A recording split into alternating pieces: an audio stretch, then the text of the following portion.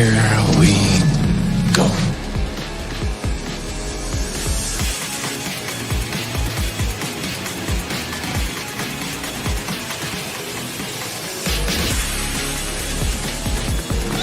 Just get those wonderful toys.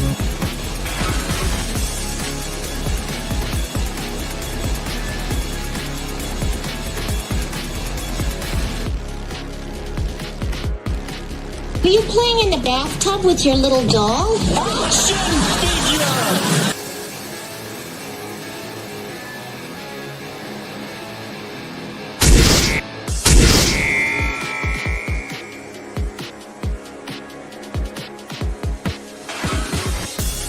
Come on, you can do it. Wonder Wheel. I don't want to go through life being a Wonder Wheel mother.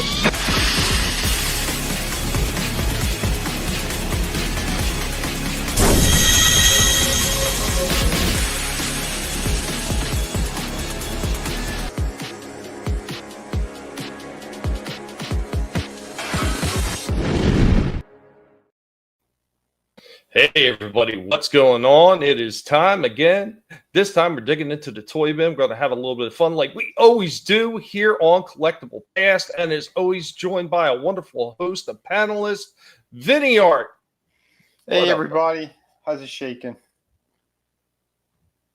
It's shaking. shaking? Apparently everybody's getting shook down right now. Yeah, it feels like that lately. But yeah, no, there's a lot of good stuff happening. That's way to go, Trump. But yeah, no, happy to be here for the stream. Yeah, I got a couple of things to show tonight. So yeah, I may do.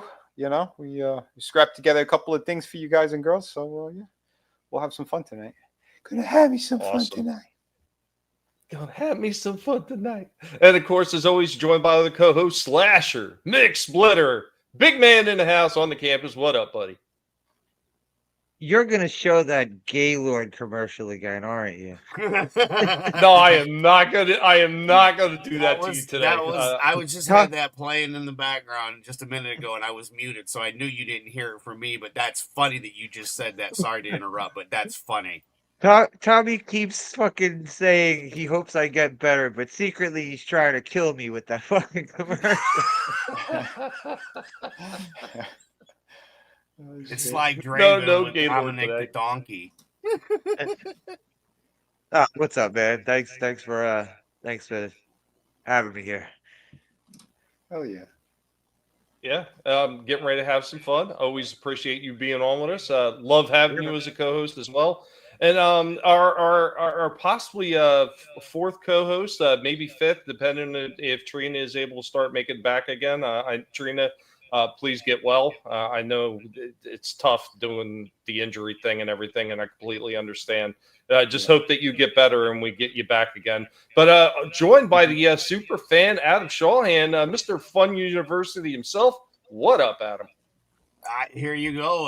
The dean of FU is here to say, yes, that's right. Look at all these wonderful I really like the way that the lighting from the overhead lights is going with your background right now. Like just how we are right now. I'm digging it. I'm digging my my picture there with the John Deere and the Punisher. And look at all that fun stuff. Don't you want to come play with my toys? Giggity. Keep it in your pants, Adam. Keep it in your pants. Okay, appreciate you being here, Adam. I know you're going to be showing off some cool shit as well. Let's go ahead and say hi to the chat real quick. First one in the house, almost always on clockwork, is Chaos Hoy. What's going on, buddy? Pigs are doing good. I hope that you are well. I see that you did say you're doing great. Always good to see you. Adam also popped in the chat. Vinnieart making an appearance, even though he didn't know it. Deal of 29 in the house. What's going on? Shalom, and good to see you all, man. Good to see you, man. I hope that you are well. Shifty Gizm also in the house. What's up, Shifty? Good to see you. Get well, Trina. You damn right. Get well, Trina. Yeah. We need you back. Right. Support the people on this panel or your toes will be nibbled on. Don't forget the lettuce, leaves, or the guinea pigs, always. Yeah, so let's go ahead and let's get into it. Let's have some fun. I got a few things prepared right here, and I'm going to kick it off with something old school. I said I was going to be digging through the toy bin, so we're going to start off with something some of you guys may or not remember these. So they're kind of old school, but they're kind of like on that borderline of what's considered old school now. But we're going to show these ones off anyway, and I hope that you guys remember these. If not, I hope you appreciate this. And here we go.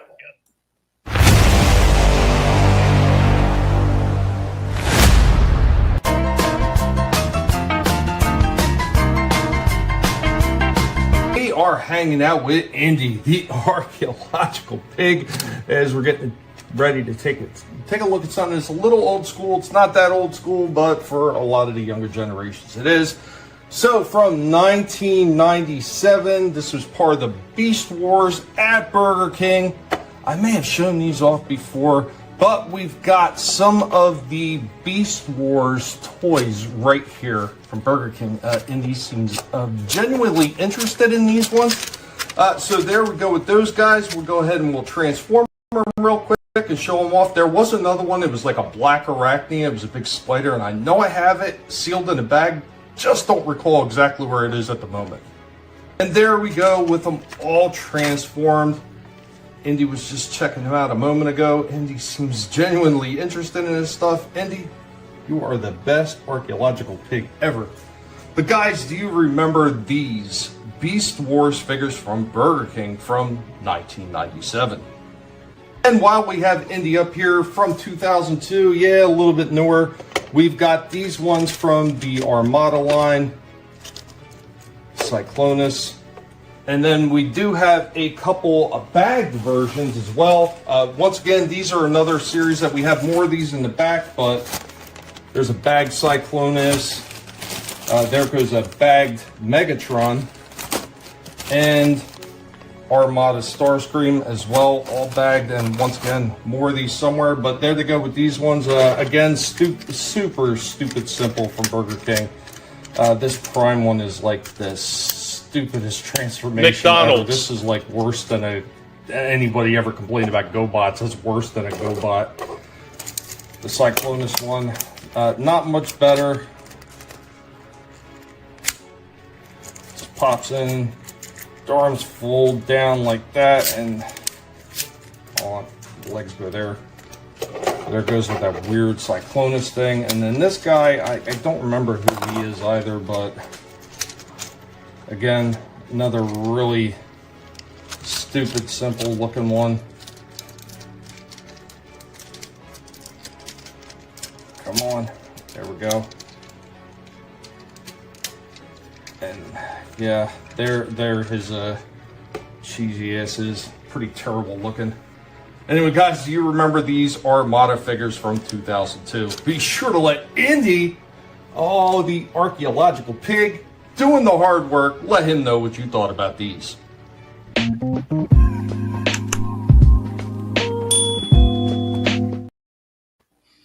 Yeah, so the first one's a Burger King and the second one were McDonald's. It's because I led in with Burger King, yeah. Mm-hmm. Yeah, I saw one of them had the McDonald's logo on the back. I never knew that the fast food places had Transformer toys. Yeah, I've never seen those. They've actually had quite a few different series of them, so. Nice. Adam, you still got a little bit of echo. I remember back in the day, like when there were toys for these, like the Happy Meals and shit, they would have commercials. They would have commercials letting you know what toys were available. Mm-hmm. Yeah, they definitely did. And then another thing we've talked about numerous times, and Chris Fisk has brought it up numerous times as well, is when they used to give you the Happy Meal, especially from McDonald's, is they would have a box that was themed out for whatever toy it was that they were giving you. Yep. I remember the Ghostbusters ones. And they would have all kinds of like little trivia things on there. Sometimes they had cut out masks and stuff like that off the boxes. Yeah. That was a lot of fun. I just don't understand why they stopped doing it. They got so damn cheap. I mean, those kind of things is what would bring parents into to their fast food restaurants. Like, yeah, okay, I'm going to get something for the kid. I can kill two birds with one stone. I can feed the kid and shut the kid up by getting them a toy. And it had the activities on the box and stuff. Yep. Like, Yeah. it had Little a games box and that was shit, yeah. designed for the toy in there. It made sense. Yeah. Yeah. That's cool. I used to love when the cereal boxes did that too. They had like the Yeah. puzzles or the word search on the back. Or you could, like the cereal boxes had like the mask you could cut off on the back. Oh yeah, that too. That was Cheap a lot of ass fun. mask. Cheap Yeah. ass cardboard mask. But it was still. I mean, it was fun for kids back then. Yeah, yeah. For those of But us you that know- were poor, it was awesome, bro. Yeah, I notice McDonald's commercials. Why don't they do what they don't have Ronald and Grimace and Hamburger. They don't have them anymore in their commercials. Ain't no They love haven't at had them for like McDonald's over no more, 20 yeah. years. Yeah. Why Well, don't they, but- why'd they get rid of axed them? it all. Why? Hamburger's unemployed now. Most of us are. DJ Play Nice, that would be Snarl. So later on the show, a little spoiler, there will be a small segment where Snarl from one of the newer lines is getting a brief show off. But yeah, what's up, DJ Play Nice, man? Good to see you. What's up? Had both metal and plastic parts. Yeah, a lot of the G1s did. They had some die cast in them, man. They I were like made fairly well. I like the finger guns in that one dinosaur that you showed. Those things were so cheesy, like holy crap, man. But you know, I still got them all anyway. Some of them I had to go out to the damn flea market, so I didn't notice when I was going and I would pick up these damn toys. I thought that you had to purchase the kids meal in order to get the toy. So I Yeah, would get used to think that multiple. too. I used to get multiple kids meal, and the one lady says, you know, if you're looking to get these toys, you don't need to keep purchasing the meals. She said, you just purchase one regular meal and you could just buy the toys. I was like, really? I remember they used to have the toys in a freaking display case. I remember, like they would Yes. have every one available that was in the freaking display case. It was on the outside door, so you could walk in the breezeway door and just rip the display off and then walk right out. Yeah. Well, They would have them at the counter sometimes. You want to hear a funny story? When one of my coworkers who ended up, he's running NECA, Randy. We went on our lunch break to one of these. When you want to think, it was like you want to go to Toys R Us and shit like that, and then afterwards he was grabbing some lunch. So let's go to McDonald's. I'm like, okay, whatever. We're in there, and he's like, he's looking at the toys there. I'm like, you're not gonna order any food? He's like, no, I came for the figures. I'm like, you're gonna order a Happy Meal and you're gonna buy your little toys? And he goes, no, I could just buy them directly. I'm like, okay. It was the weirdest thing. That's when I found out that you could buy them directly from them like that. It's kind of like cheating, though. Kinda. Yeah, but you know what? If there's certain ones that and I don't know how many times this has happened when I've gone out to like Burger King, McDonald's, and there's a certain figure or a certain glass I want to get, and I just randomly keep getting the wrong ones, getting the same one over and over again. You can actually ask them behind the counter if they've got enough, the stock there, that you could just literally ask them for a different one. And sometimes they'll even bring the box out and let you pick the ones that you want. I mean, I remember that you could just ask, hey, what Batman cups? Because remember they had the glass ones. Oh yeah, for sure. I remember the Muppet Babies toys they had. Like for some reason, I kept getting Miss Piggy. It's like, could I get a different one now?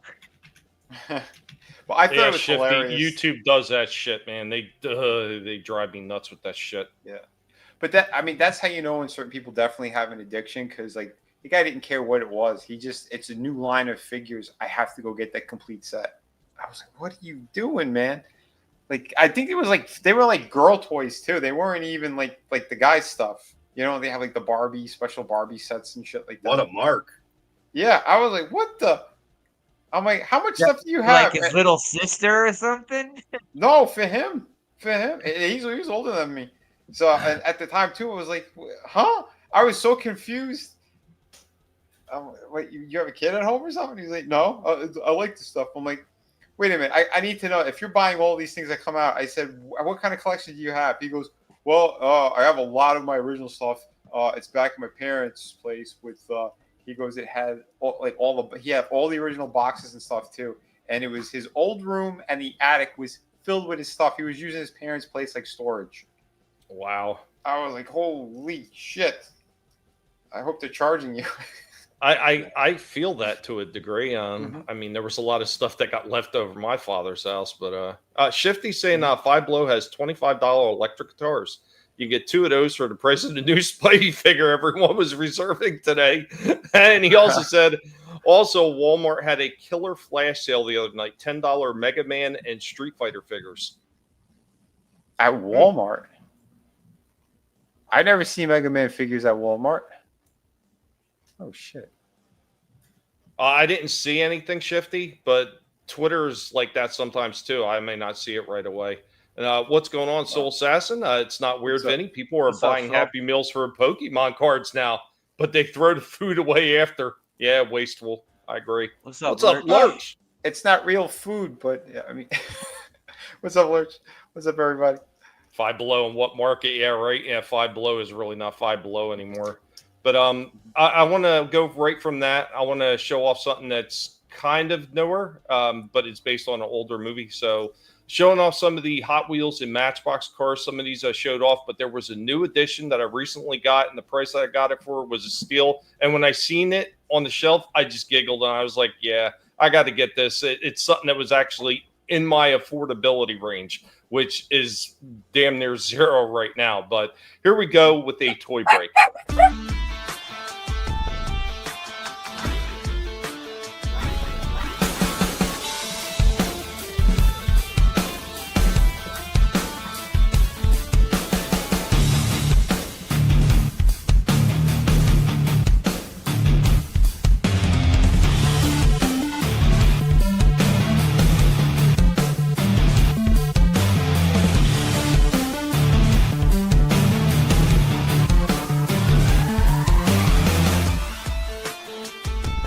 Got the Hot Wheels Turtles party wagon van right there. We got the Thundercats Thunder Tank. We got the Land Shark from Masters Universe. We got this guy car of George Jetson, a Minecraft mine car, the Micro Mini Squash Batmobile, and we just added this one for Matchbox, Indiana Jones, and the Tuk Tuk.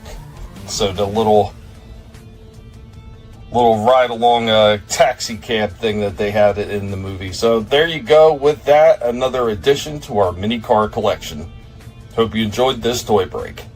So for today's toy break, we're going to be talking about miniature cars again. I know I've already showed some of these ones off.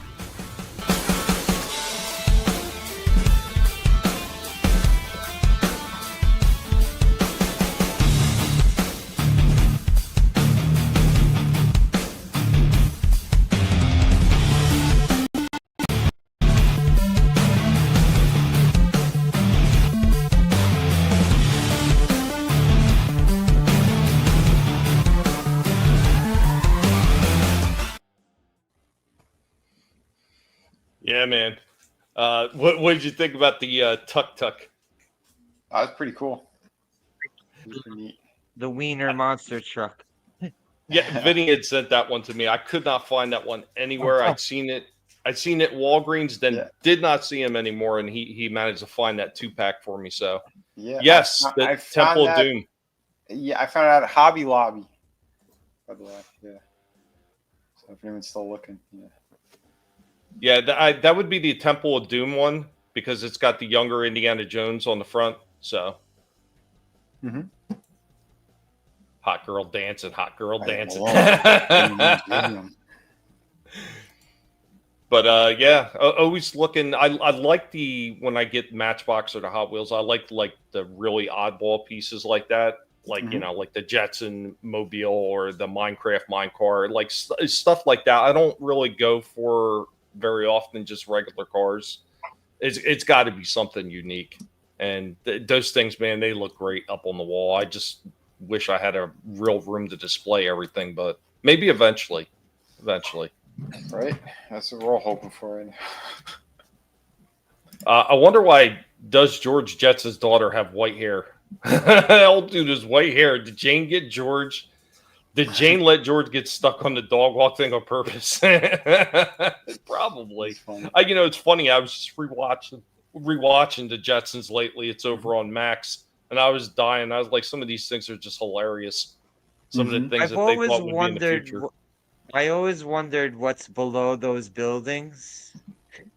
They never show you what's below those buildings that are all, you know, with the pillar holding up the building. You see, but that, you know, is there like a friggin' group of like underground like cave dwellers down there? Yeah, Like mutated Morlocks or people. something? Yeah, It's mutated like people. Morlocks down there or something. Yeah, from all the waste from the upper city. Yeah, it's just it turned her into shit monsters. But yeah, man. I don't know who's next, but we're going to go into a commercial break real quick. Indy's leading us off in this commercial break, and then whoever's up on Batman, go ahead and get yourself ready, because here we go with toys from bygone eras.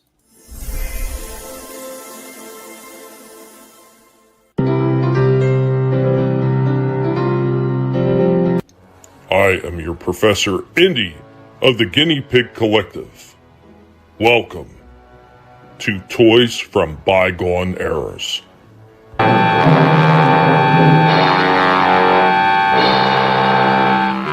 Ideal's Robot Commando is here to help you. He's your one-man army. No enemy can destroy him. He fights off tanks, hurls missiles one after another. Even a squadron of planes can't stop him. Robot Commando fires his secret weapon. He takes orders from no one except you. Forward! Ideal's Robot Commando is battery operated to obey your command. Adjust the control, speak into the microphone. Left! Fire! Ideal's Robot Commando is here to help you. Look for your Robot Commando. He's looking for you. Karate expert, Samson the strongman, a monster named Marvin, and Davy Town of Merrick, Long Island. Let's find out who's best at Ideal's new wrestle-around. Each player gets 3 marbles the same color and throws 1 into the wrestle-around ring. The trick is to keep your color marbles out of the hole and get the other players in. See? Now Samson has to throw in another one. See? You don't need strength to wrestle around. Just a flick of the wrist at the right time. Oh, 1 more and Samson's out. Whoops, that's all for Samson. And that's it for Marvin, too. Now it's Davy and Takamatsuya. But Takamatsuya has 2 marbles. Ah, he had 2 marbles. Now they've each got 1. And Davy's the Wrestle Around champ. Wrestle Around, the great new game for everyone. From Ideal, the good game people. Thank you for joining us, and remember, if it's not being done by a pig, it's not worth watching. Asian guy got pissed and broke the table. Yeah, that was hilarious. DJ played it. I'm not going to try and wrestle around some other guy's marble in the hole. No, sir. What's going on, Frankie? Barbie looked classy back then. Today she looks like a hoe. You got that right. What's up, Cotton Ministries? What's up, buddy? What up, Cotton? Yeah, I wonder when they're gonna give Barbie, the edition, the OnlyFans edition Barbie. Time Prophet also in the house. Get your anorexia doll here. What's up, Time Prophet? And Mr. Peabody also in the house. What's up, Mr. Peabody? Good to see you. I hope you're doing well. And Tree Rock. Tree Rock also in the house. What is that? Yeah, like some of these old toys, man, they crack me up going through these old commercials. There's something else to behold. The John Deere tractor, yeah. He does. Adam does have a John Deere over there.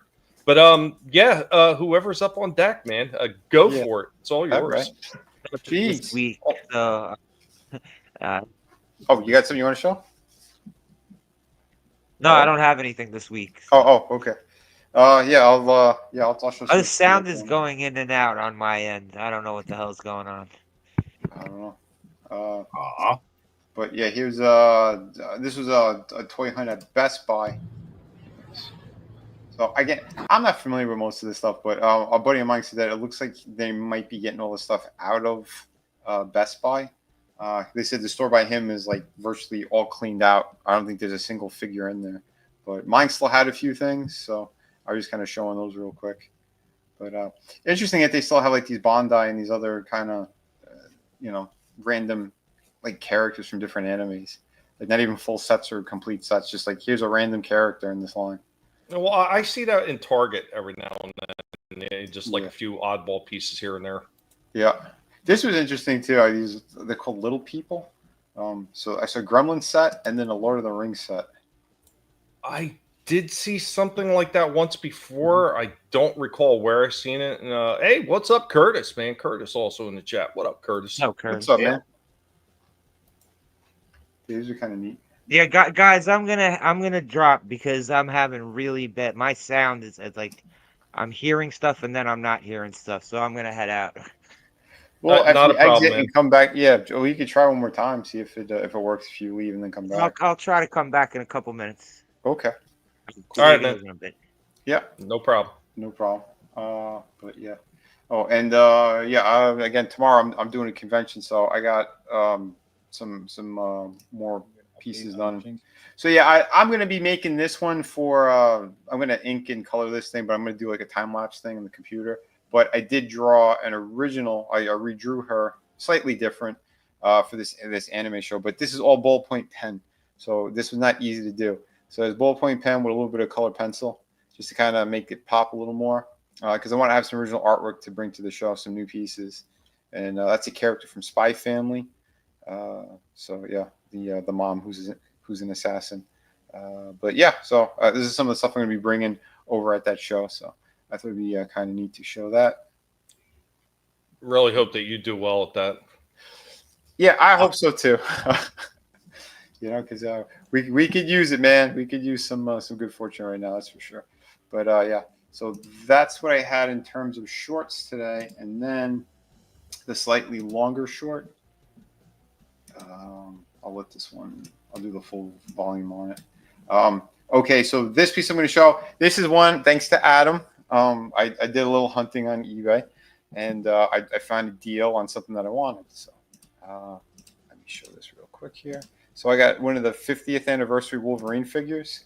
So here he is in his ninja costume, which he also had it when he had Patch. I know he did a couple of missions and shit where he had they could have thrown that head in there, but anyway, yeah, I'll just play it. This is Vinnieart Mella. I am a comic book creator and formerly designer McFarlane Toys. Today I am reviewing just one figure here. This is the Wolverine from the 2-pack with the Psylocke or Mandarin. Was that it? I forget. But yeah, it was like the 50th, one of the 50th anniversary ones. And I never had this version because I believe they released this guy a couple of years ago. And this is the updated version, the pinless, the brand new head sculpt. Well, actually, he comes with 2 head sculpts, but I'll break all that down. But very cool looking figure, nice articulation on him. I did not want the 2-pack itself. I mean, I wasn't crazy about that design of her. But this version of Wolverine in this kind of ninja suit. So as I was saying, since I got him off of eBay for pretty cheap, I decided to, I wanted to modify some things. So here's the alternate head that he comes with. And he had these little pieces of hair in the front that I had chopped off because I thought they looked silly. It looked like he had bangs. They looked terrible. And I trimmed a little bit of his chin because it was like really big. Something was wrong with it. The right side could have had some more work, but the left side I think it did pretty good because it was like a weird blocky look for the chin. I didn't like it. But now I do. Now I think that head's pretty good. Which is really interesting too with that because with those little, he had like 3 strands of hair in the front. It literally almost looked like bangs. So I'm like, nah, I took the X-Acto knife, I chopped those off, and now like that head looks great.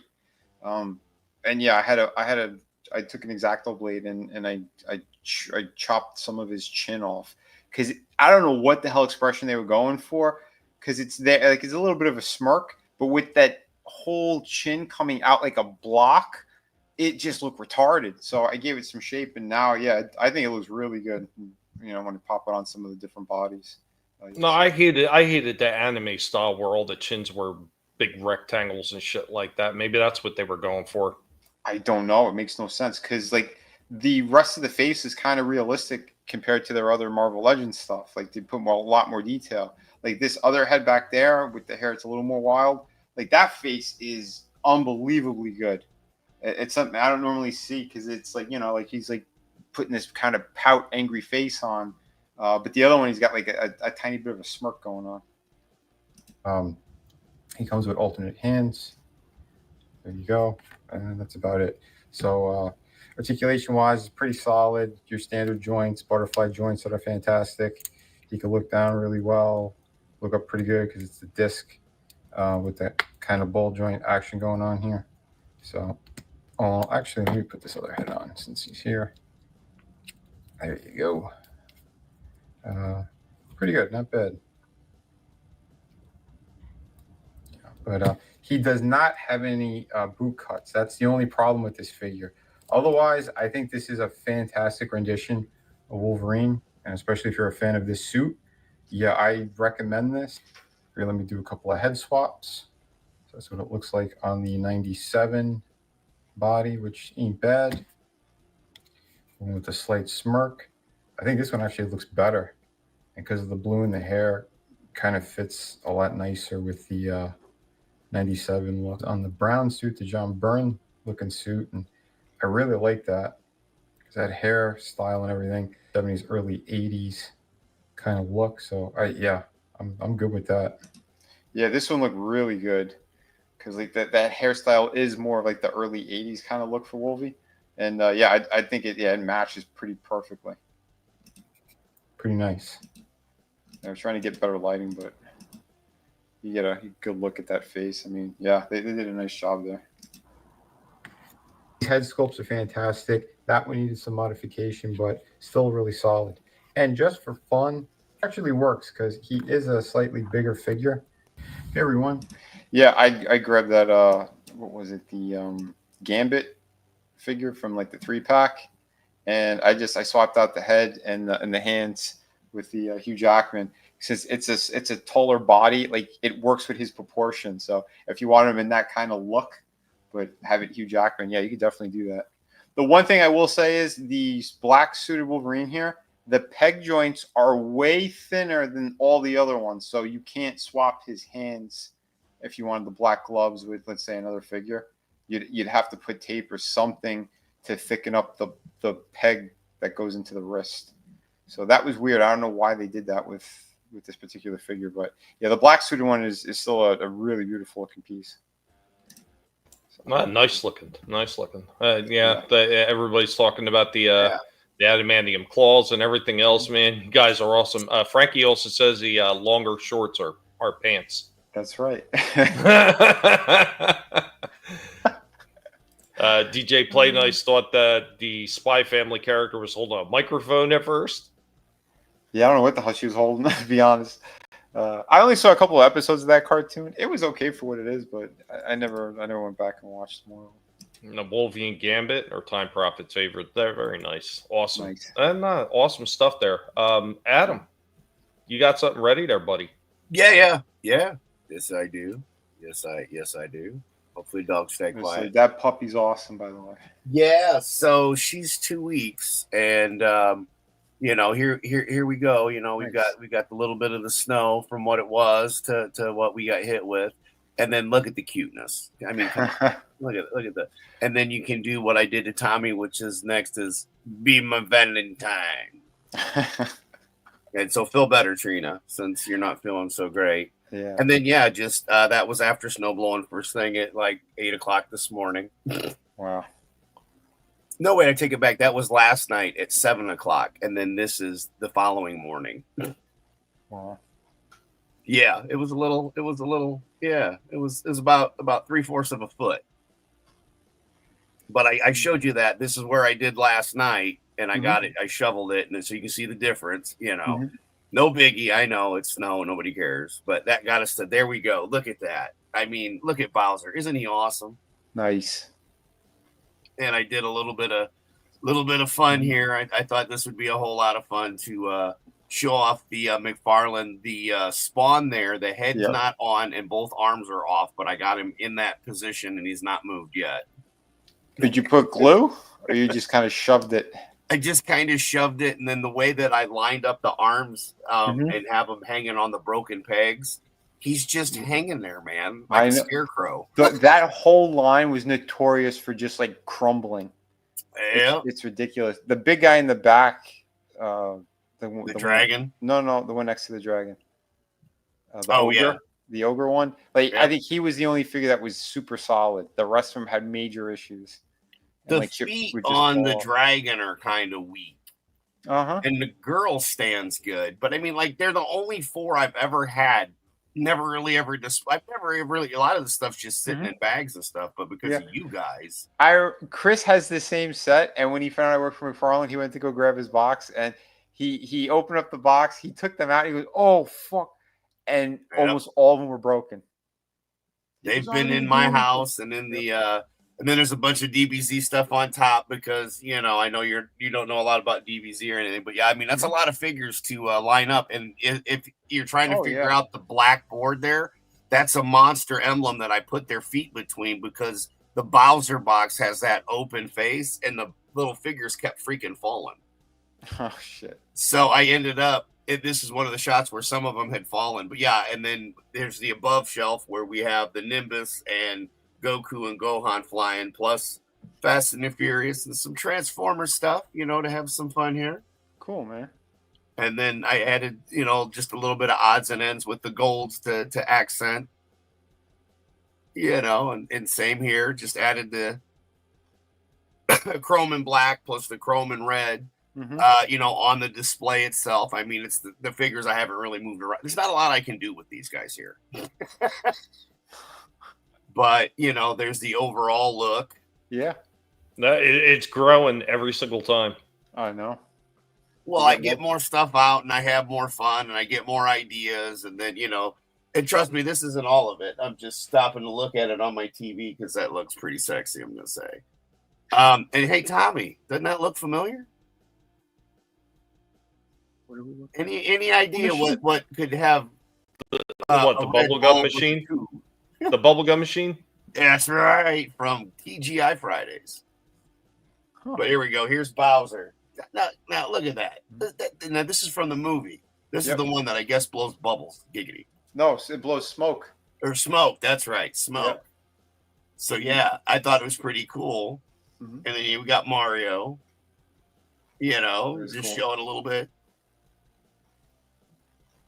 But yeah, like I said, I had a lot of fun shooting this today and yesterday and then throwing everything on here. I know those Mario figures from the movie.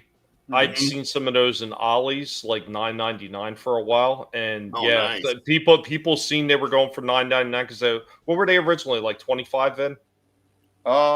They were 20, and then I think they brought them down to 15.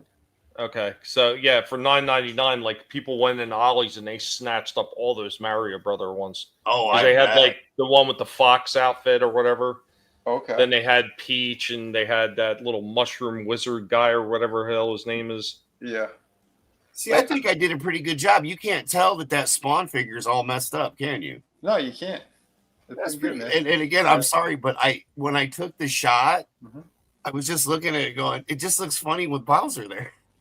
Yeah, and if I got in there about a year earlier, these figures wouldn't have happened because I would have been fighting for the Onimusha stuff because that's the reason why they did this samurai line instead. Those should have been Onimusha. Actually, I wish I kept them carded because they are a sick line, and I did have some of the first series ones he had, but right here, like I like the Mario shot.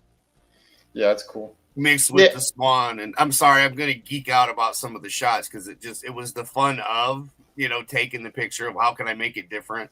Yeah. But the Mario, I had Mario and Luigi for a little bit. I did a review on them, but I did bring them back because it's like I don't really need them. I have the little fixed statue ones that with the amiibo things.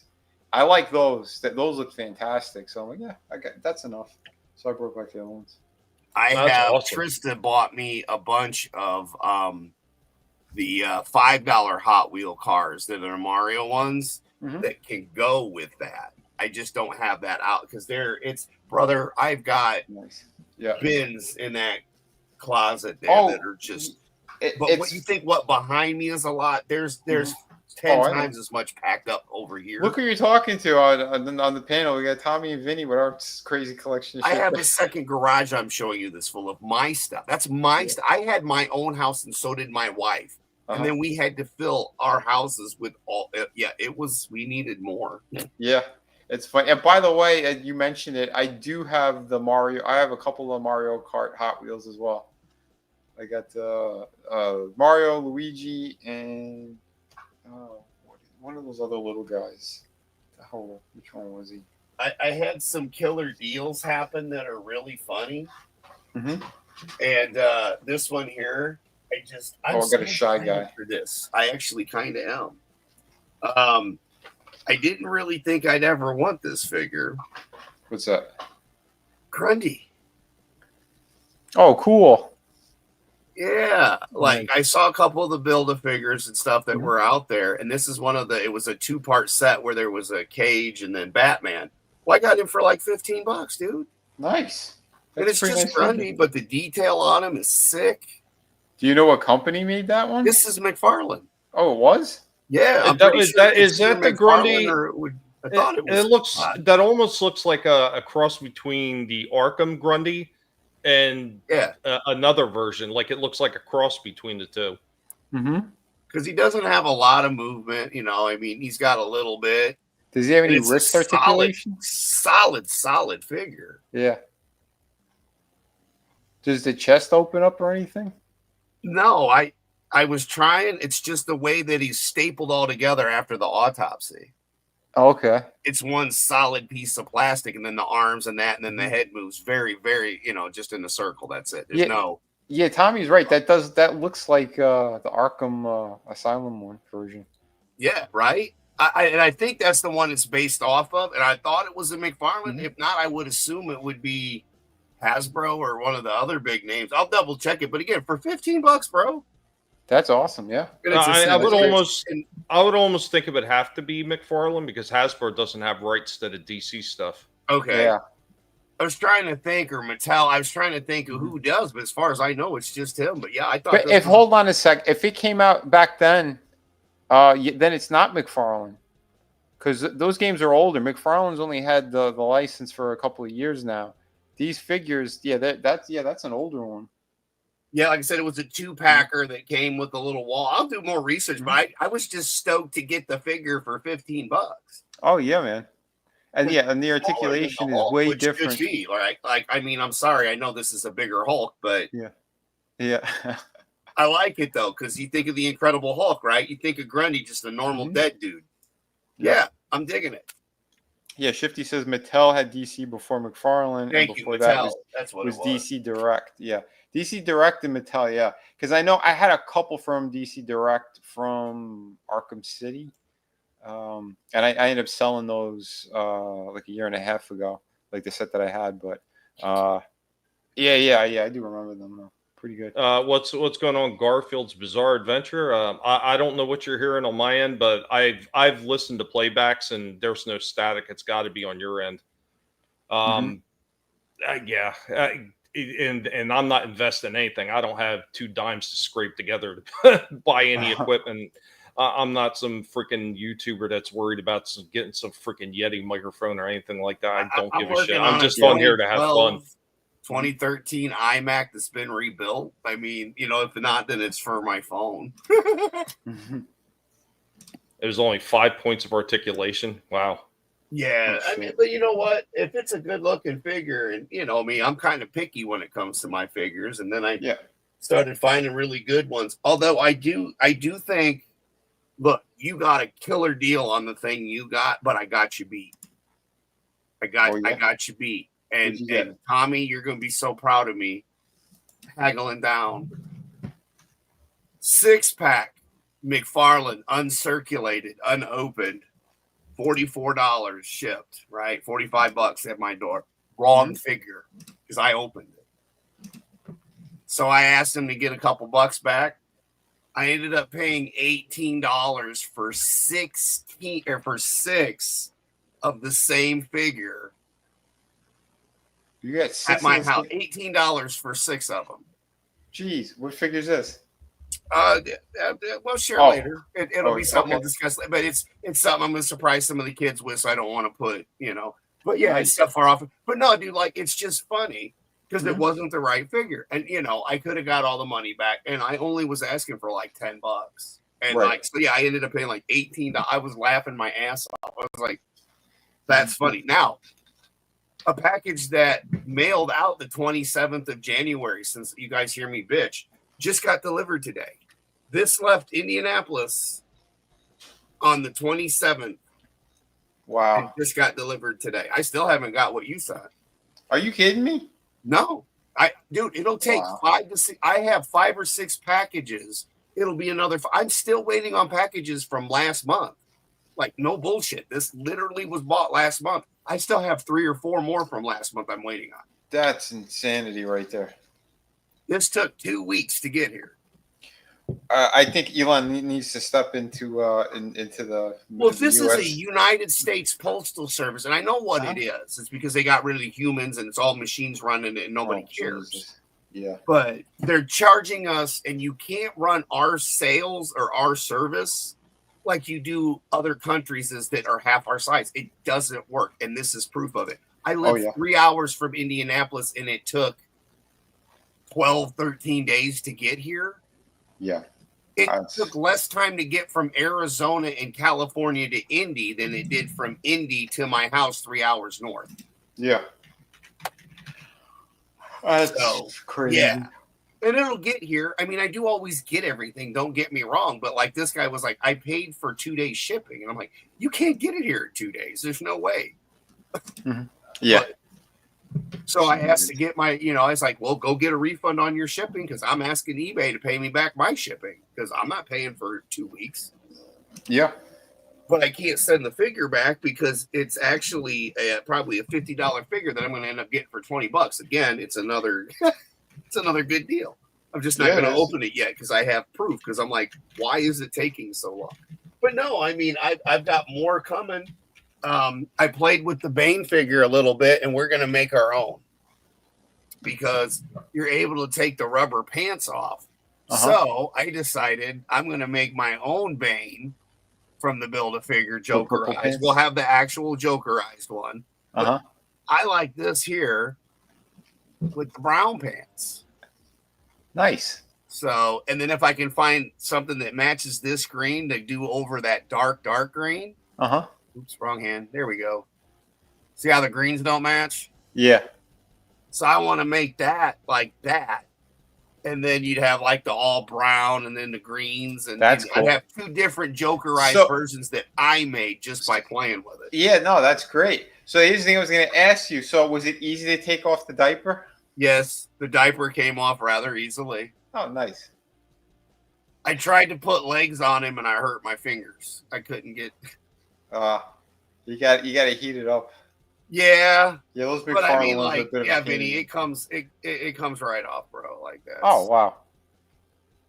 That's the Build-A-Figure. Yeah. That's how chintzy they are. Yep. Jane. Yeah. It's still a badass figure, though. I mean, I like look, he's got no head. He's headless. Sorry, I had the wrong one. I do like the detail, like to Tommy's point from the other head. Yeah. That it was on it. The extra paint around the extra paint around the eyes is good. If you're gonna Jokerize it up, man, I've been buying extra dude. I've got like 3 heads now, Guinea. I'm gonna end up with extra vein heads, but I don't mind. But yeah, I mean, like, it's all your fault. Damn it. It's all her fault. She's not here. I can't yell at her. She's not here. It's all Trina's. Trina started this, and then Tommy he just egged it right on with those Marvel figures. See, Who, me? What? Would I do something like that? You guys need to buy now. Don't stop worrying about what it's going to cost you. Listen to me.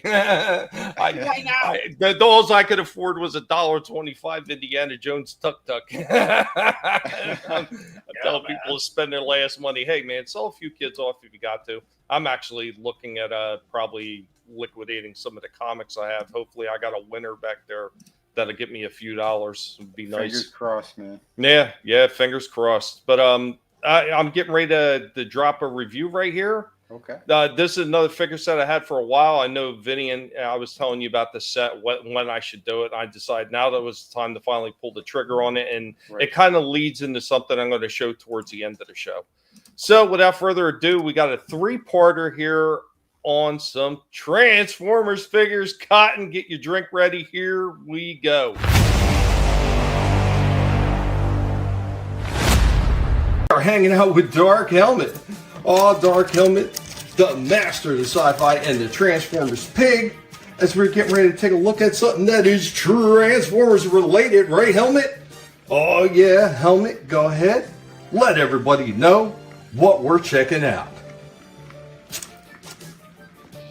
Today we will be looking at something that is Transformers related from Hasbro. Studio Series 86 Brawn and Ratchet Decepticon ambush figures.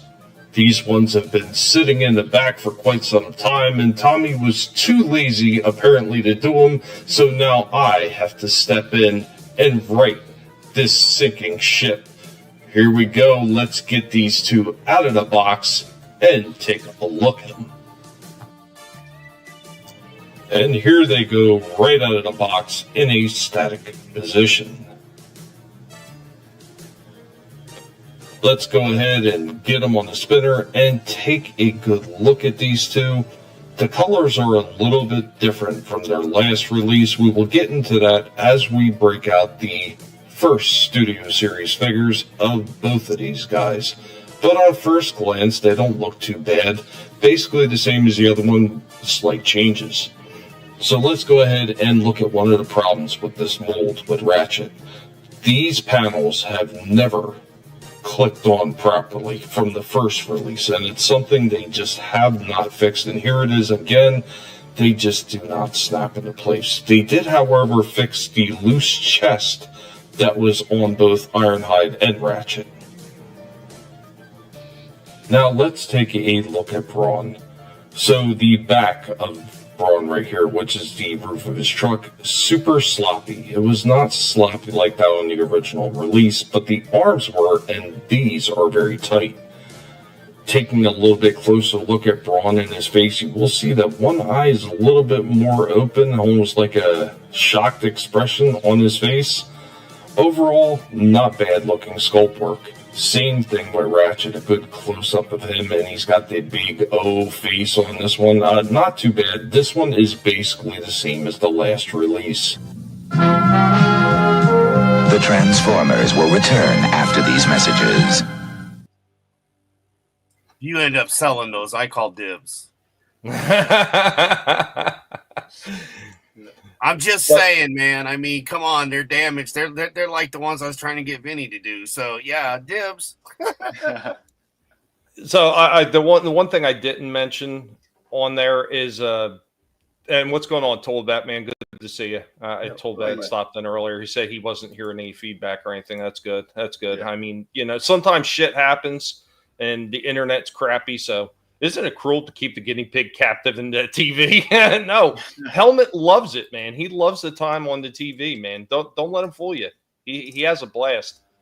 Yeah. It's 100. But they didn't have any damage to the back of Brawn, so they had that really good, clear gunshot wound to his chest with a little bit of the silver painting over the hole. But there's no back hole, and that was pretty prominent in the cartoon. It was like, why didn't they put it in the roof? They could have made the hole in the top of the roof on that section and just called it a day, and it would have looked good. I don't know why they missed out on that. I don't know either. Yeah.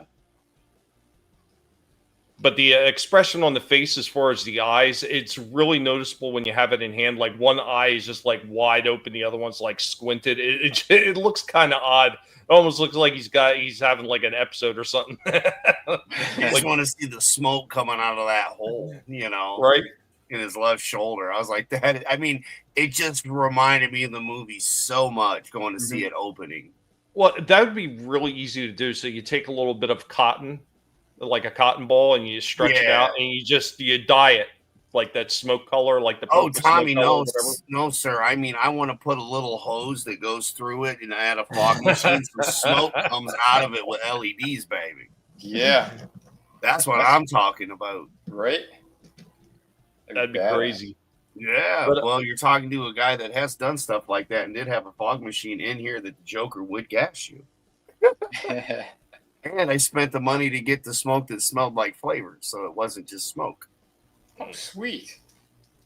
Had strobe lights in here. This office has had many views. But yeah, man, that is a bad figure. I don't care, dude. Those are sick. Well, we got more to unpack with this one. Like I said, I had to break this down into 3 parts. There was a lot to unpack, and there was a lot of things I wanted to talk about. But yeah, like the loose panels on that ratchet, I just it was like that with all the other versions too. It's something they could have fixed. They just chose not to. I just don't get it. And yeah, the synthesized voice. Yeah, I couldn't figure out what Helmet's voice was going to be because every pig has got a slightly different voice. I know. So I decided to do the synthesized robotic voice for Helmet. I have told you, man, with Indy, you know where to go. That's why Indy's got the real deep voice.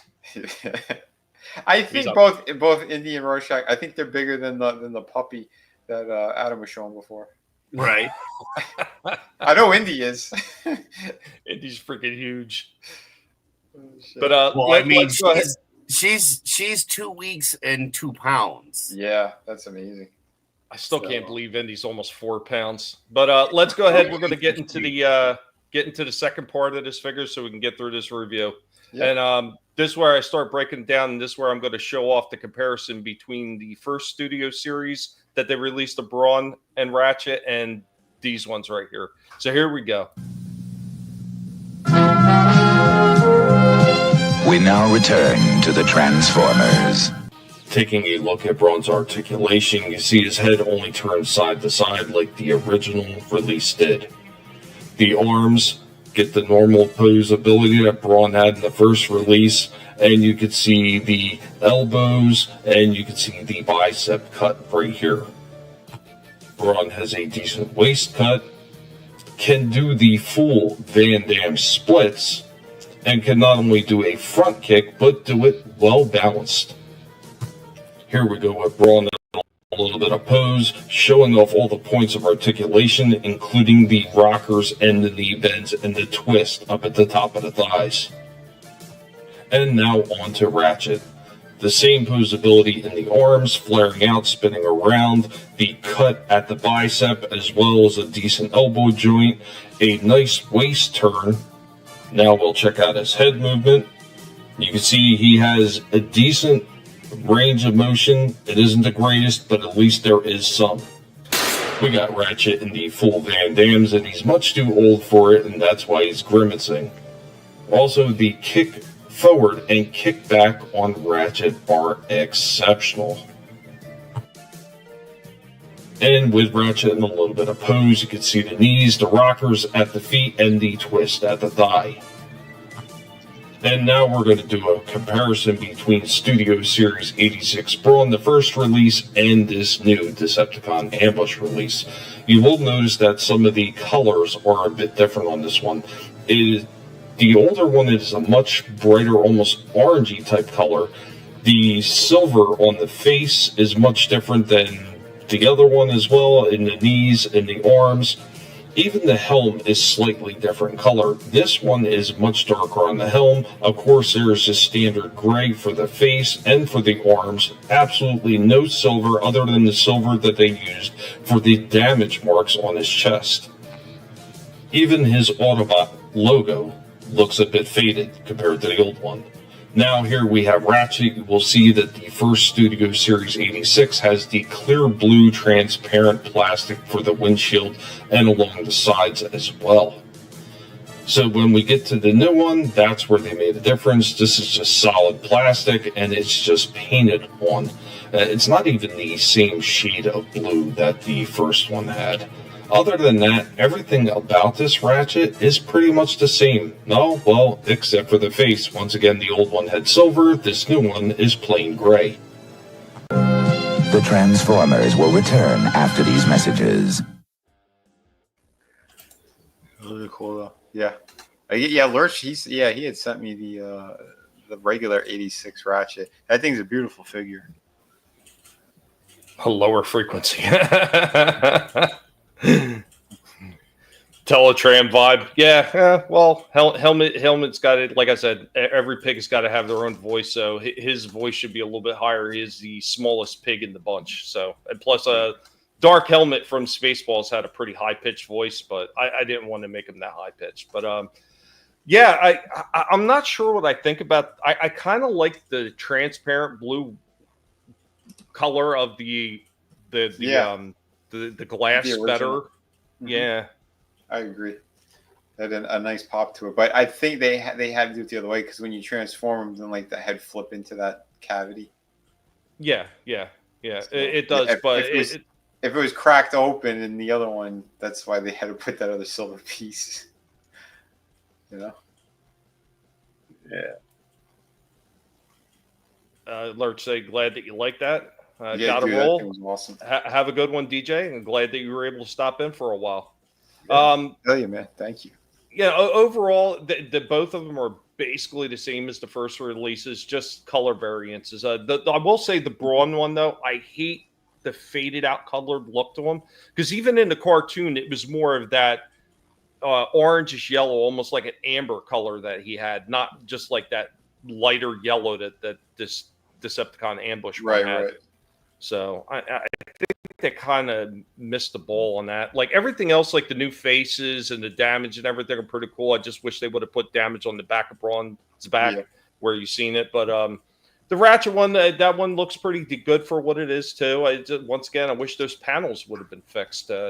Just small things they need to adjust on the molds, and they didn't want to do it. Mm-hmm. Vinnie, please stop cutting Tollbat. Damn it. I mean, you got to be nicer, man, and I won't have to cut you. Don't worry. You're a lizard. That tail will grow back. But we're going to get into the third part. This is, of course, where we transform it, and then we give final rundown on what we thought about these figures and whether or not, if you still find them out there in the blue, which I know Target still had a bunch of them last time I checked, whether or not they're worth picking up. So here we go with our last part. I was going to ask you, do you know if they brought the price down on them, on the two? They did have them on sale for a little while. I don't think the sale's still on, but I mean, the last time I checked, it was just like one of those, hey, all Transformers are on sale. But I haven't seen a permanent price knockdown yet. Mm-hmm. But here we go, part 3 of Brawn and Ratchet. We now return to the Transformers. And scattered about, you can see all the extra accessories that came with these two figures, guns and blast effects, as well as Ratchet's lights, which we're putting on right here, and then, of course, putting on Braun's tire. Neither one of these accessories needed to be included separated. They could have been right on the figures.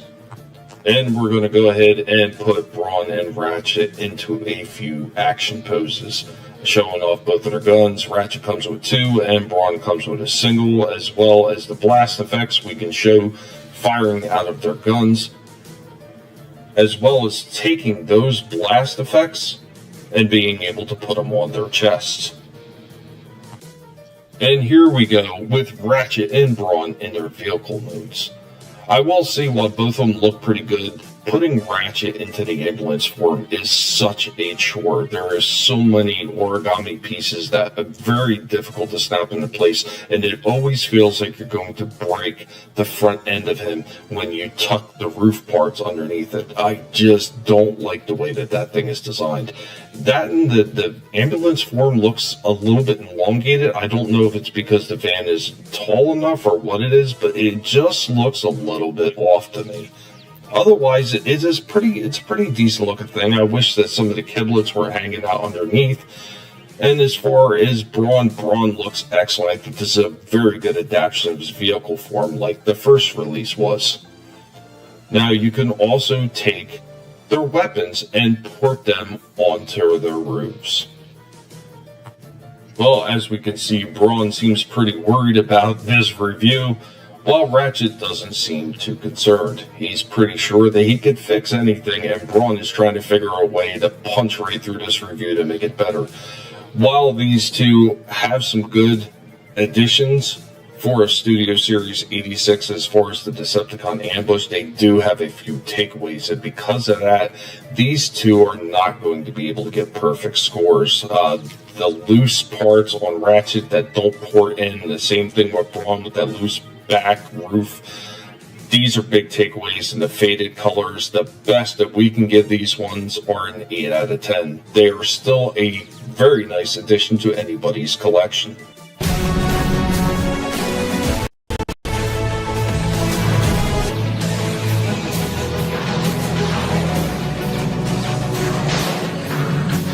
The Transformers, more than meets the eye. The Transformers.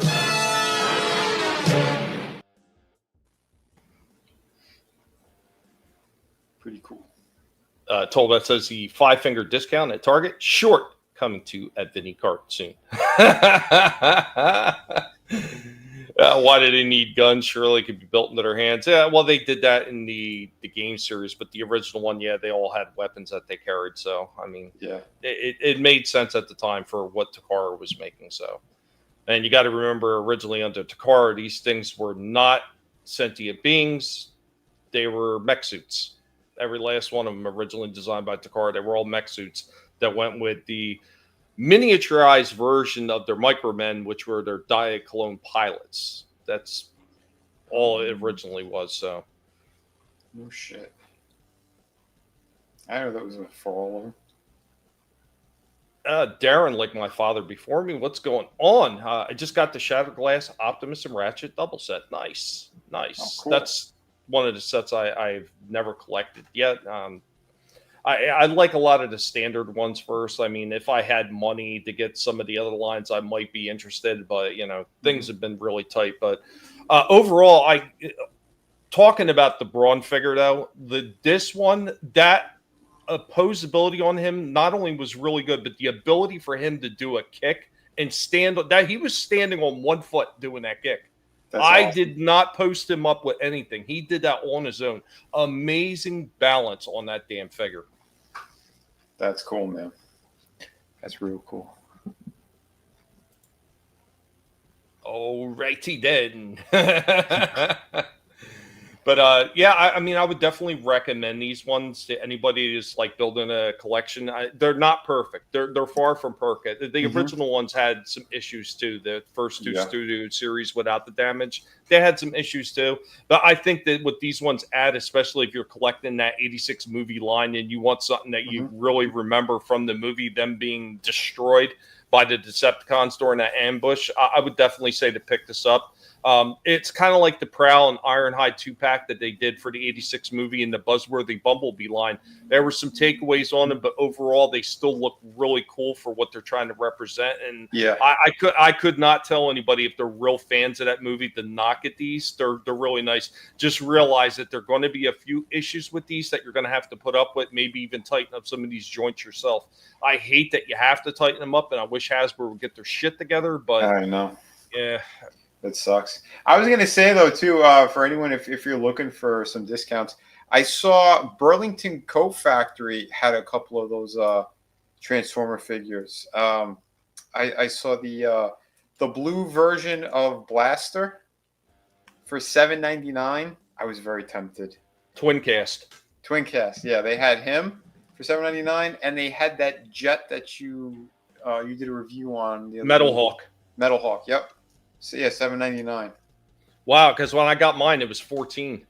Shit. Which is still a lot cheaper than the $35 price tag sure. that it was originally. Yeah. Where'd you get yours at? Ollie's? Ross. Ross. Okay. Nice. Yeah, I didn't even know because I don't normally go to Burlington Coat Factory. Yeah, I walked through to kind of go through a shortcut through the part of the mall. And when I went through, I'm like, oh, shit, they have figures in here. Well, I'll have to check. We do have a Burlington right by the Target and the Ross that we usually stop at. So, Nice. I mean, I don't normally go in there. Yep. So I'll take a look in there, see if I can find anything interesting. There you go. There's a tip. There's a tip for you. Hey, you never know. Right? And you thought the only difference between Transformers and Decepticon was the badge, the Autobots and Decepticons. Yeah, well, there's actually other telltale signs, and especially the animated. I don't remember if they did it so much in the comics, but in the animated version, the Decepticon shots are usually purple, and the Autobots are usually like an orange. Nice. Did you say orange? Did they have two hands? They're made in China. They kind of to say that they power the guns up somehow, and I forget exactly how they do it because they say their weapons have charges. So you have that set too. Awesome, man. Yeah, I think it's a decent set. Problems always it's Hasbro. They're never going to get it 100% right, except for that Gears figure, man. That Gears from the United Legacy. That is a phenomenal figure. That I love that Gears figure. Like everything about that thing was just spot on. That thing, I believe I gave that one a 10 out of 10. Nice. That thing is just excellent. Such a perfect figure. Amazing. Some of the stuff they can do. You gave it a 10 out of 10. You, the pig. Yeah. I'm just saying. Yeah, two lines of robots, fighters, and workers. Yeah. Yeah, that sucks, man. Because that Gears, I saw him one time. I'm like, they just came out. Maybe I'll get my hands on him again, and never saw him again. Dude, I'm telling you, that's such an awesome figure. Like all the articulation you'd ever want, an excellent looking vehicle for him. The only thing that I think that could make that figure better is if his head had more movement, but he's got such a huge blocky head. Yeah. It kind of makes sense that it would be a little bit limited, but he's got more range of movement than Braun does. And Braun had a lot more space to be able to put a freaking ball on the top of the head to move him around. So yeah. Damn. Yeah, he's got that smoked over eye look in his eyes. Yep. I think they were all decent, the ones that I've seen so far. Yeah. So I really like the G1 style that they've done over the last couple of years. I know they keep changing like the name slightly, Legacy, War for Cybertron, all this kind of shit, Earthrise. But like the G1 stuff has been pretty damn amazing. I got to give it to them because they got me collecting those again. Because I sporadically over the years I might get one figure here or there. I was getting the whole line of the G1 stuff. Mm-hmm. You know, almost all the figures. But yeah. There's a handful that I missed that I'm really pissed. Like if I saw the Beachcomber, I would have jumped all over. That was one of my favorites as a kid. And look at that. You see, some of those figures sold so well. Now they're going back into the well and they're re-releasing certain figures like the Ultra Magnus, Beachcomber, and they're doing a few other like double packs as well that they're re-releasing. That I know I missed out on.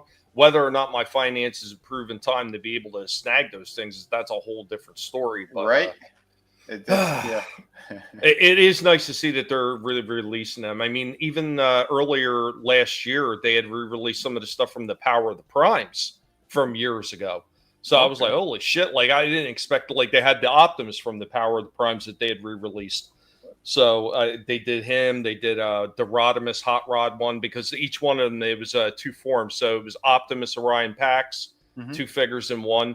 And the same thing with Hot Rod and Rodimus. So, I mean, they were starting to release some of those. Like, maybe we'll see some more of these characters that got really short runs or limited runs, like in Walmart or places like that. Maybe we'll see them start to re-release them so more people would be able to nab them.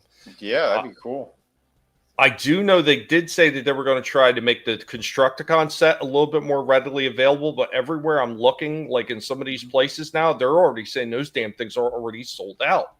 And they've only released 4 out of the 6. Jesus. And yeah, they're already selling out like crazy. Yeah, and I know, no doubt, a lot of it's going to be scalpers that are going to be freaking jacking those prices up on eBay and Amazon and everywhere else. Scumbags. That's what they are. They're scumbags. Yeah, Darren, and I'm sure you've probably seen it when they did re-release of the old school Beast Wars and the original like style packaging and everything like that. I've seen a few of them pop up at Ollie's of all places. Yeah. So that's wild. They need to do that some more. I mean, that's what fans want. They want to see some of that old school stuff like that. And get on it, Hasbro. Get on it. Right. Vinny, did you have anything else, or Adam? Yeah. Yeah, I can go ahead, Vinny, if you do too. I was going to say, though, Tommy, the scary thing is, though, like, as you've done some of the reviews on the newer ones, how they just fall apart and are complete garbage. And usually those are the ones I take right back to the store. It's just sad to see that that's where we're at, though, at this time, because we should be getting way better product, at a better cost even, because go back to the G1s, like you said, they weren't all metal, but they had metal and plastic and, this, that, and the other. That's what we grew up with. Yeah, quality, man. We had quality, They cared more. But I got to say, man, out of the entire G1 kind of wave of stuff that they did, the worst one, the absolute worst that almost made me drop the whole line was the blue Corvette. Oh, Trax. Yeah. Trax. Oh my God, that thing pissed me off to no end. I've seen 10 times worse than that, Vinny. That is not even the worst offender. The worst offender that they've done with Transformers was the crossover with Universal Monsters with Draculus. The Dracula. Yeah, you were telling me that. But dude, that thing wouldn't stand at all. It kept falling over. That regular line where these figures are supposed to be, pretty available in stores and stuff, they colossally screwed him up. The legs were pure dog shit. It was the worst thing. I kept them in Corvette mode because, I would have brought him back, but I'm like, the box was already kind of mangled to begin with. I'm like, I liked the character when I was a kid. I'm like, oh, cool, they got him. I get the stupid thing, and the legs were just shit. Pure shit. See, I bought him twice. Unbelievable. So I bought Trax, and then I bought the repaint, which was the original Takara colors, the red Corvette, which is Road Rage. Yeah. So I got that figure twice, but I hated the bottom of the legs. I didn't mind the top end so much. From like the shin area up, I didn't mind that, but that bottom half with that little stupid platform foot that was like all wide open, that's the part that I couldn't stand on that one. Whoever designed that, I hope they were fired. I don't wish it on anybody, but yeah, that really, really pissed me off. Yeah, that was pretty irritating. And Darren, thank you. We aim to freaking hit the nostalgia mark every single time with this stream.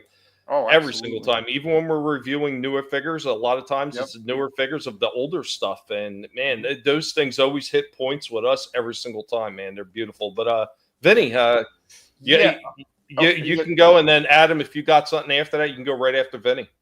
Yeah, I got one over here that was which was pretty cool. I liked again what they had done here. This is another Marvel Legends one, but this is a character. I don't know who's familiar with it. Francine Fry. Does anyone know who this character is?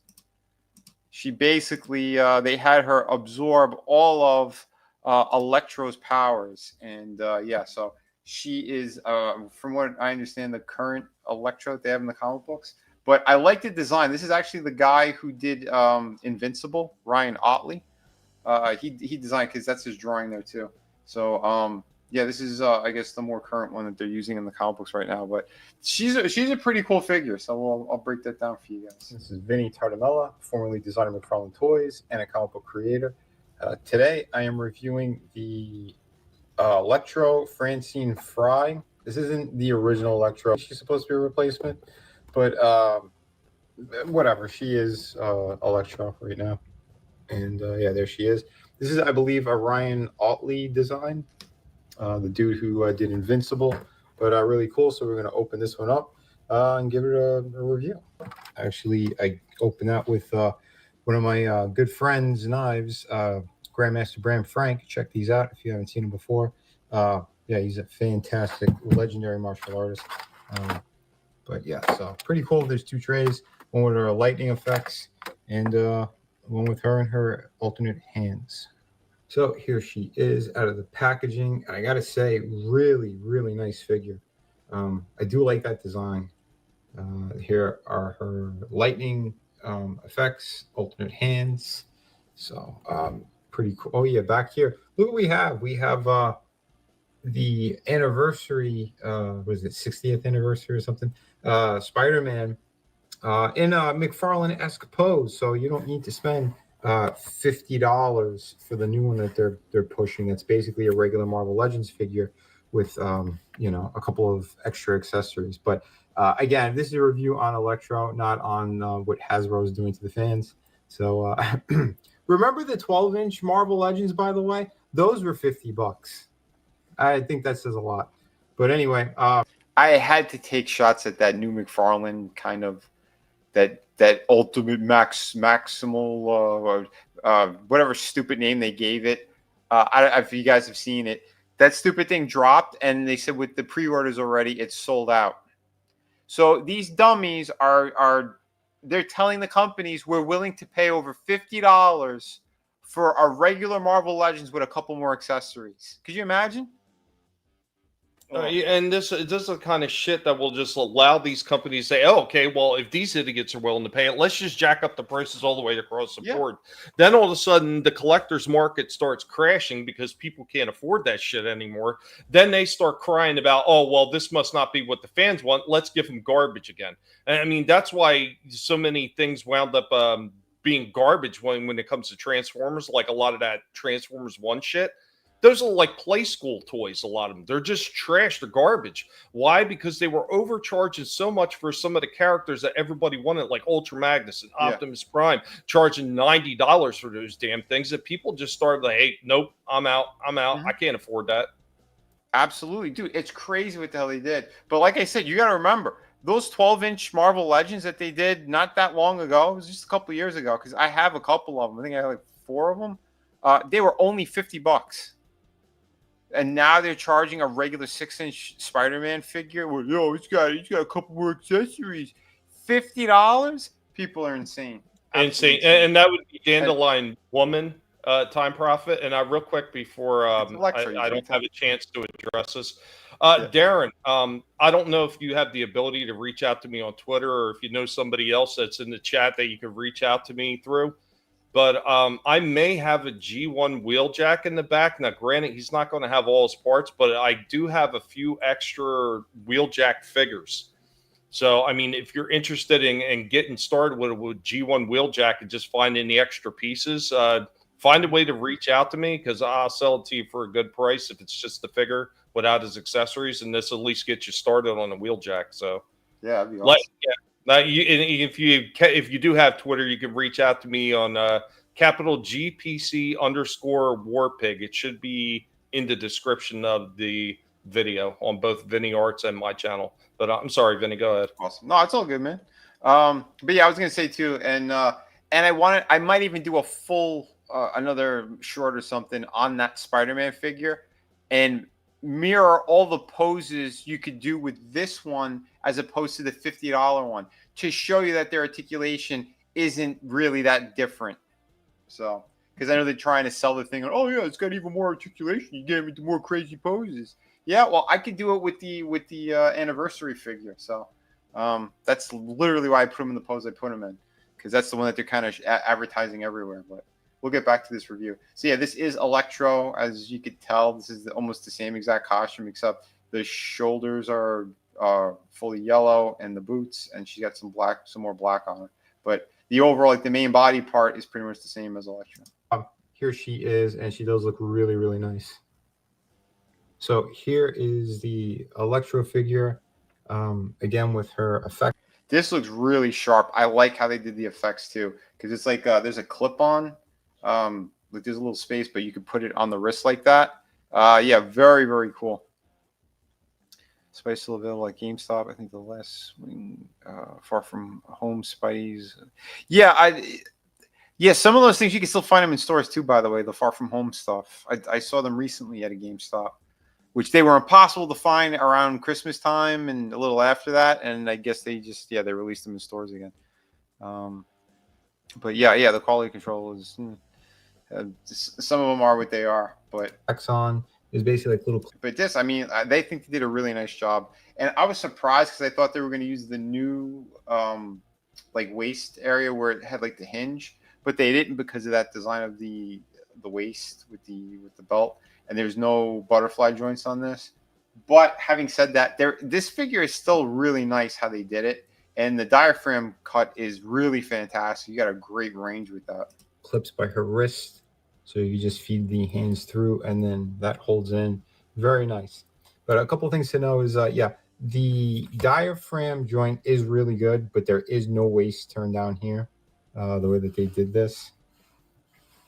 So there you go. But yeah, so this is like the slightly older body models that they're using.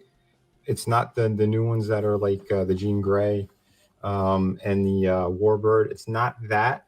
But what they do have here is really nice. So I will give them that. Like I said, the diaphragm joint's really, really good.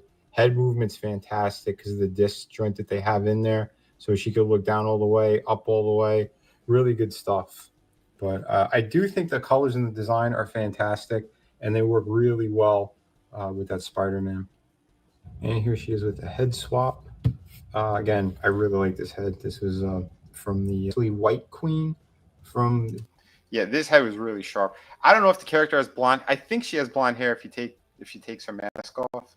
But either way, like this is a good replacement too if you don't want to have like the silly classic Electro mask. But because let's face it, like Electro had cool powers, but his look was always pretty silly and kind of B-lister. But his power set was like that of an A-lister. So like I get it. But I do prefer that they did it on a female. It kind of makes more sense that. Well, I mean, you want to talk about goofy outfits?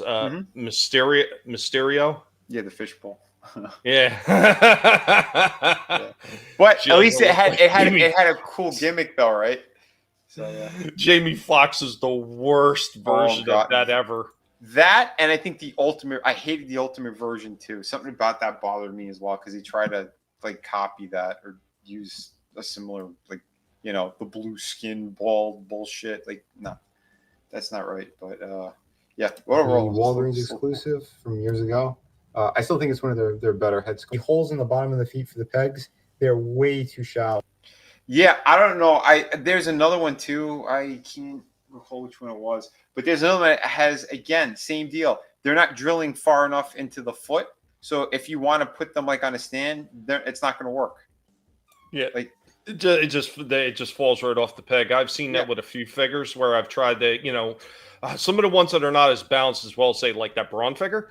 You try to even get them even pose slightly leaning, and they just keep wanting to topple over. So you try to bring out a base, and those holes are just so shallow that the base won't even hold the damn thing up. It just comes right off, and the base is still sitting there as the thing topples over. Yeah. Oh yeah. Yeah. This one, it's so shallow that you go to put it on, it doesn't do anything. It just falls in immediately. So I'm like, come on. And with a character like this, she should have some kind of a flight stand because you saw how great she looked on the flight stand. Electro was one of the more original villains. And again, back in the day, it made sense to do something just kind of silly like that. But I don't know. I think the costume, everything, it works a lot better on a female. Because like that looks really sharp, But anyway, that's my personal opinion. I'm happy I got it because it is a really nice figure for what it is. And if I do get annoyed with the head, I could just again swap it out with a pretty face, and it looks even better. So no problems there. But yeah, overall, good stuff right there. Got to give it to him. Very nice. Shell holes, giggity.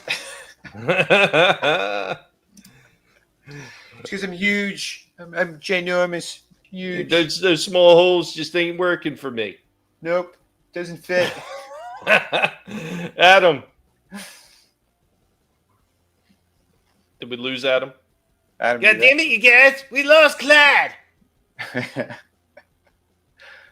I will give him a second. Oh, there he is. I was turning off the thingy.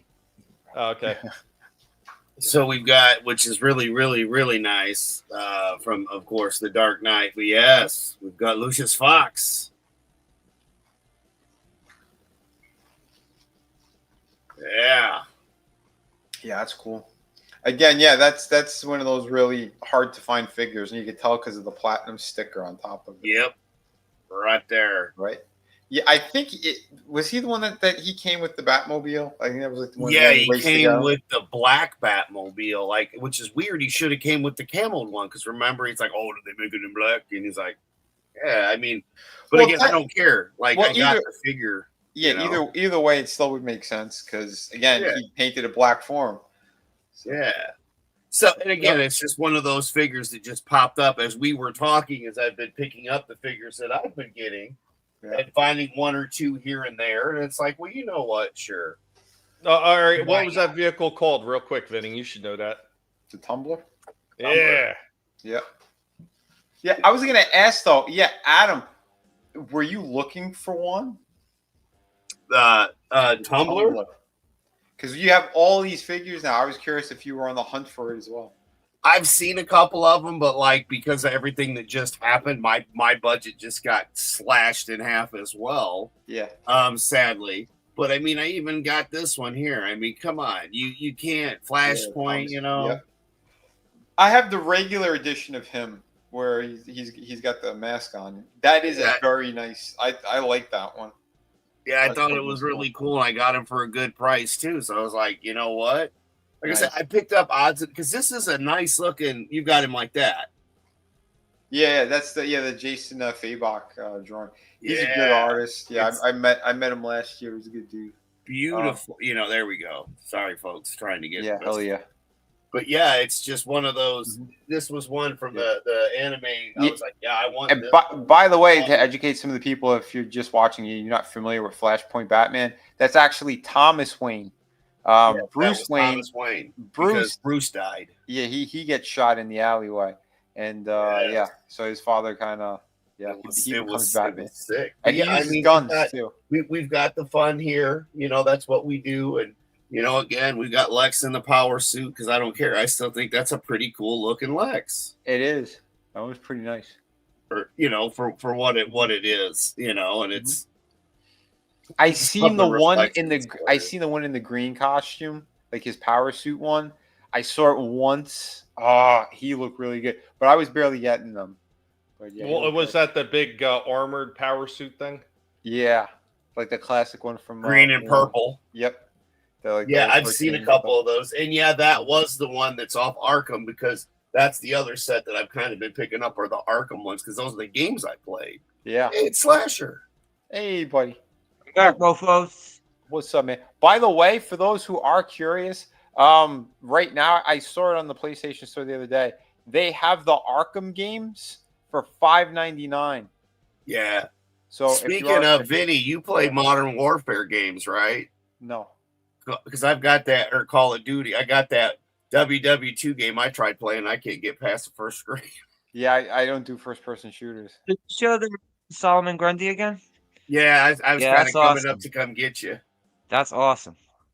So I got him for like $15, and it's a Mattel figure from 2014. Yeah, if it's not Mattel, it's DC Direct. DC Direct. It's either one of those. But yeah, he's got that where they opened him up, and it's a solid figure, and it looks great with the McFarlane figures. I mean, he's a little bit smaller, with like his head's so tiny. Yeah. That's the same thing I said earlier, Chaos. It looked like the Arkham City one. Yeah. Yeah, it is. It's Arkham City, and that's why DC Direct was doing the figures for the games. Vinny, you said before. Yeah, because I had a couple from Wave 1 and a couple from Wave 2, and I sold them when I moved. And DC Direct is still doing the Deceased universe. Yeah, line. you guys were telling me they do the Deceased ones. Yeah, which I saw like they're on sale too. I was in one of the Walmart sites because they can't move the Batgirl one. She's got really short arms, by the way. I'll look at it again. The Supergirl one is $10 in my local store. Oh, wow, man! I haven't seen any of them. Like I see they got a Harley Quinn, a Flash, right? Yeah. Supergirl. Have a good night. Hey, man. nighttime prophet. Nighttime prophet. They got a whole bunch of the deceased ones. They have Nightwing, Supergirl, Batgirl, Deathstroke. Yeah, I seen them at the comic shop for a while. But yeah, Walmart, like I said, if you're looking for them, they're on sale as well. I think they're like $14. But the Deathstroke one is 60. Well, of course. Deathstroke, Harley Quinn's probably 60. Well, I've seen a Deathstroke, but it wasn't the deceased line. It was regular. Unkillables. Huh? Instead of deceased, it said unkillables. Oh, did it? Yeah. Because he had no blood on him or anything. Well, I can't. The one that has he's got the fucked up face. You see a little bit of the gore from his face. No, the one that I saw in Walmart, it's the same type of packaging, but it's not deceased. And I think he has sort of like a more slender look to him, the way that they designed them. But it was like a regular Deathstroke. But for some reason, they're all in the same packaging. But some of them say deceased, and some of them say unkillables. Okay, yeah. The deceased ones are the ones that are all like gored up, like zombified.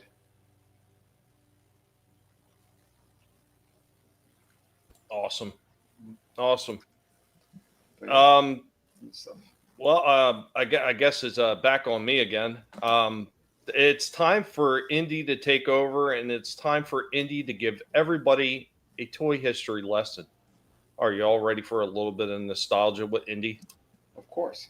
Indy dug into the toy bin of yesteryear for this one. Let's see how many people remember this one.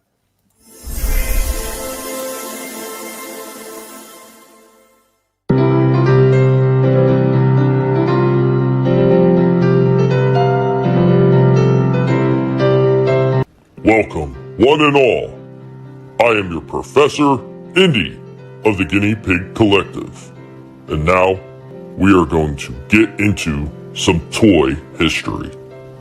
Today, we'll be talking about Dino Riders. In 1988, Dino Riders was released as an animated television series, primarily to promote the launch of a new Tyco toy line. Now, this series had only seen 14 episodes produced. The story of the Dino Riders is a series that focuses on the battle between the heroic Valorians and the evil Rulon Alliance on prehistoric Earth. It was on prehistoric Earth that the Valorians encountered dinosaurs and used their amplified mental projector necklaces to telepathically communicate with the dinosaurs and befriended them. The Rulons, on the other hand, led by the warlord Krulos, used brainwashing devices known as brain boxes to take control of the dinosaurs. The toys had more staying power than the actual animated series, so there were 4 waves of figures that came out for Dino Riders. So Series 1 was in 1988, Series 2 was in 1989, Series 3 and the wrap-up Ice Age toy line were in 1990.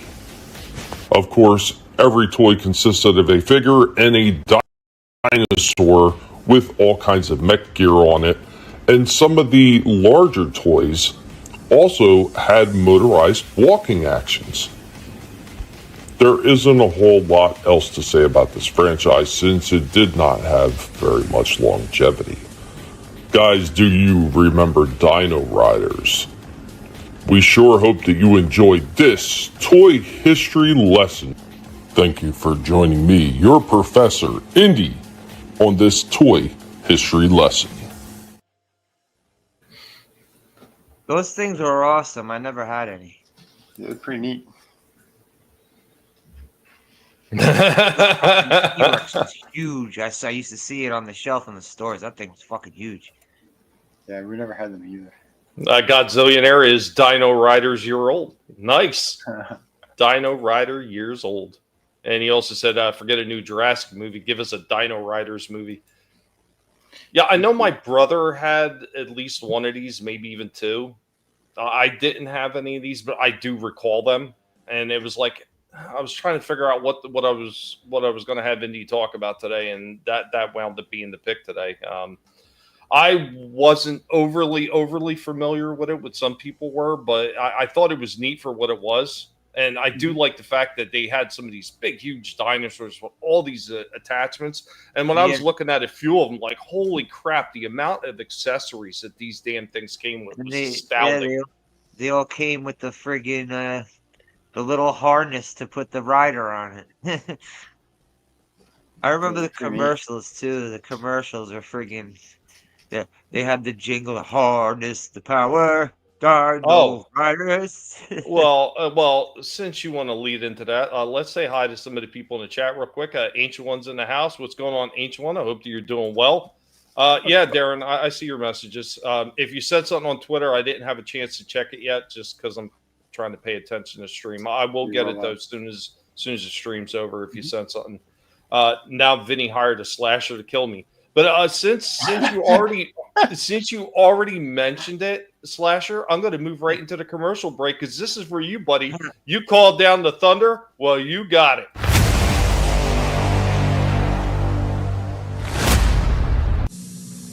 After these messages, we'll be right back.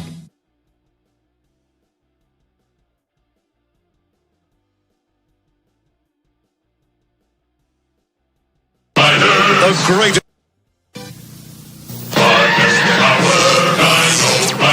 The greatest battle in the history of the universe is about to begin. The Rulons! They're about to attack! Quickly, we'll have to trap them in the canyon. The Dimetrodons are harmless. Leave them be. The clever Dino Riders seal off the escape route. It's up to you, Commandos. Now, leaping into the path of the thundering giants, the Commandos close off the front of the pass. Blast them to bits, admin. Put this in your Easter basket, Crulos. Don't forget to ride home, Rulons! The Dino Riders put on the finishing touches. But Crulos escapes on Tyrannosaurus Rex. Look out! Sky! The Stegosaurus! Take this, lizard lips! I'll be back, Questar. The battle is over, but the action's just beginning with the complete Dino Riders collection. Dino Riders, harness power, Dino Riders. The Dino Riders are ambushed. We've got you outnumbered, Gunner. Gotcha trapped, Hammerhead! The evil Rulons on Triceratops close in on the Dino Riders. I've waited a long time for this, Gunner. Laser cannon fire distracts the Rulon beast. Sure hope you can swim, fishbait. Tyrannosaurus and Triceratops with motorized walking action, and Deinonychus, each with figures and battle gear. Dino Riders, harness power, Dino Riders.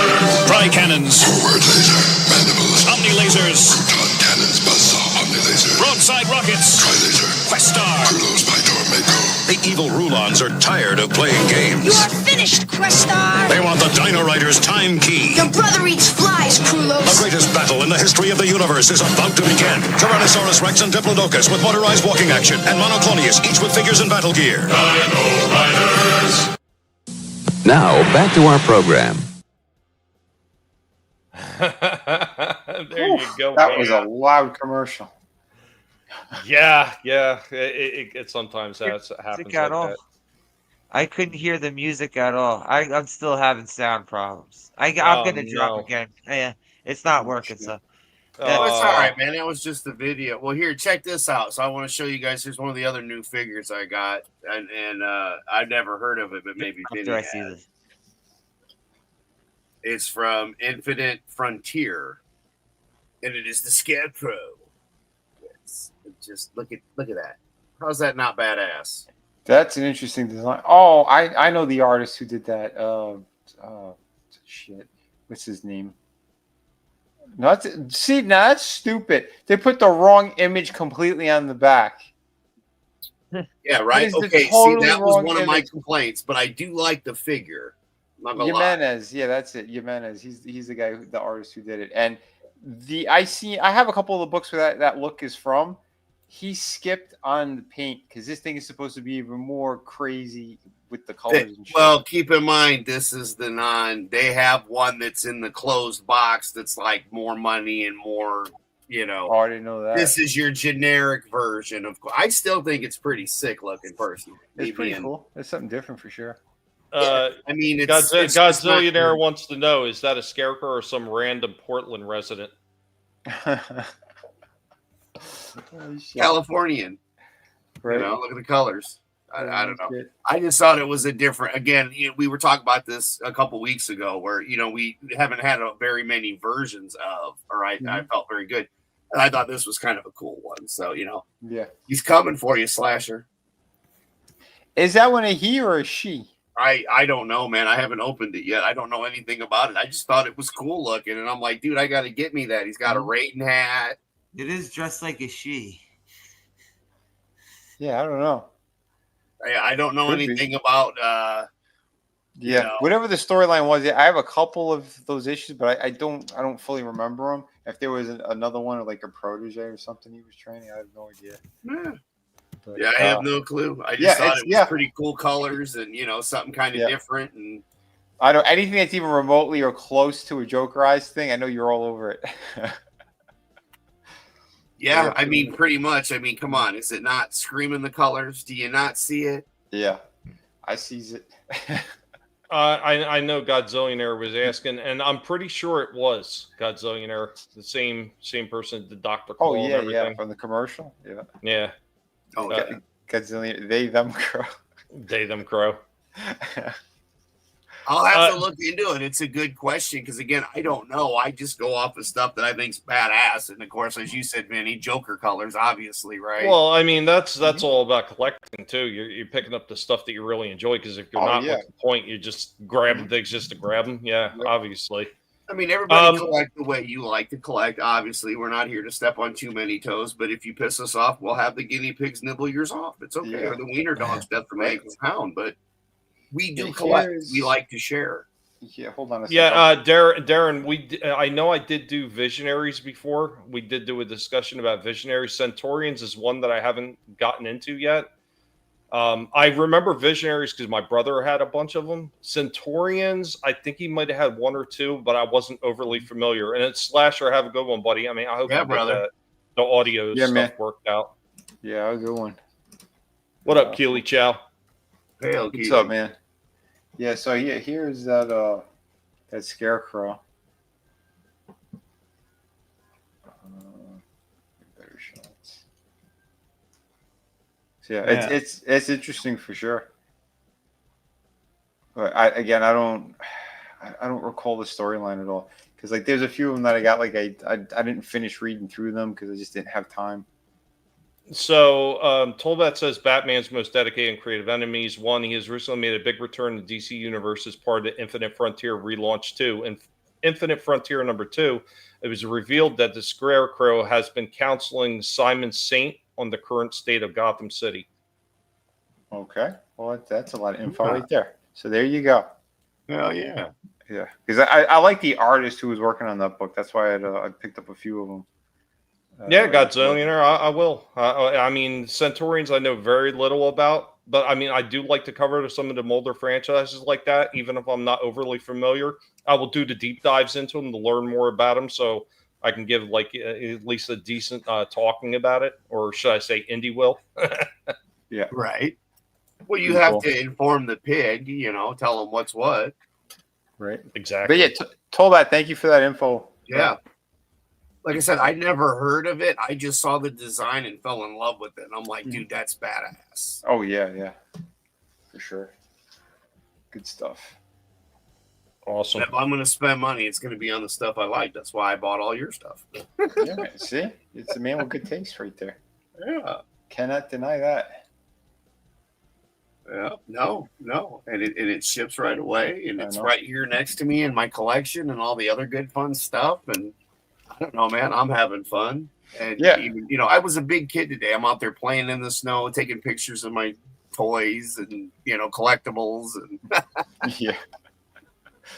like just to come in and just to have something to actually participate with and share with you guys, because you guys always do all the really cool stuff, and I got to be me and do it my way. Hey, it doesn't matter how you do it, man, as long as you show up, right?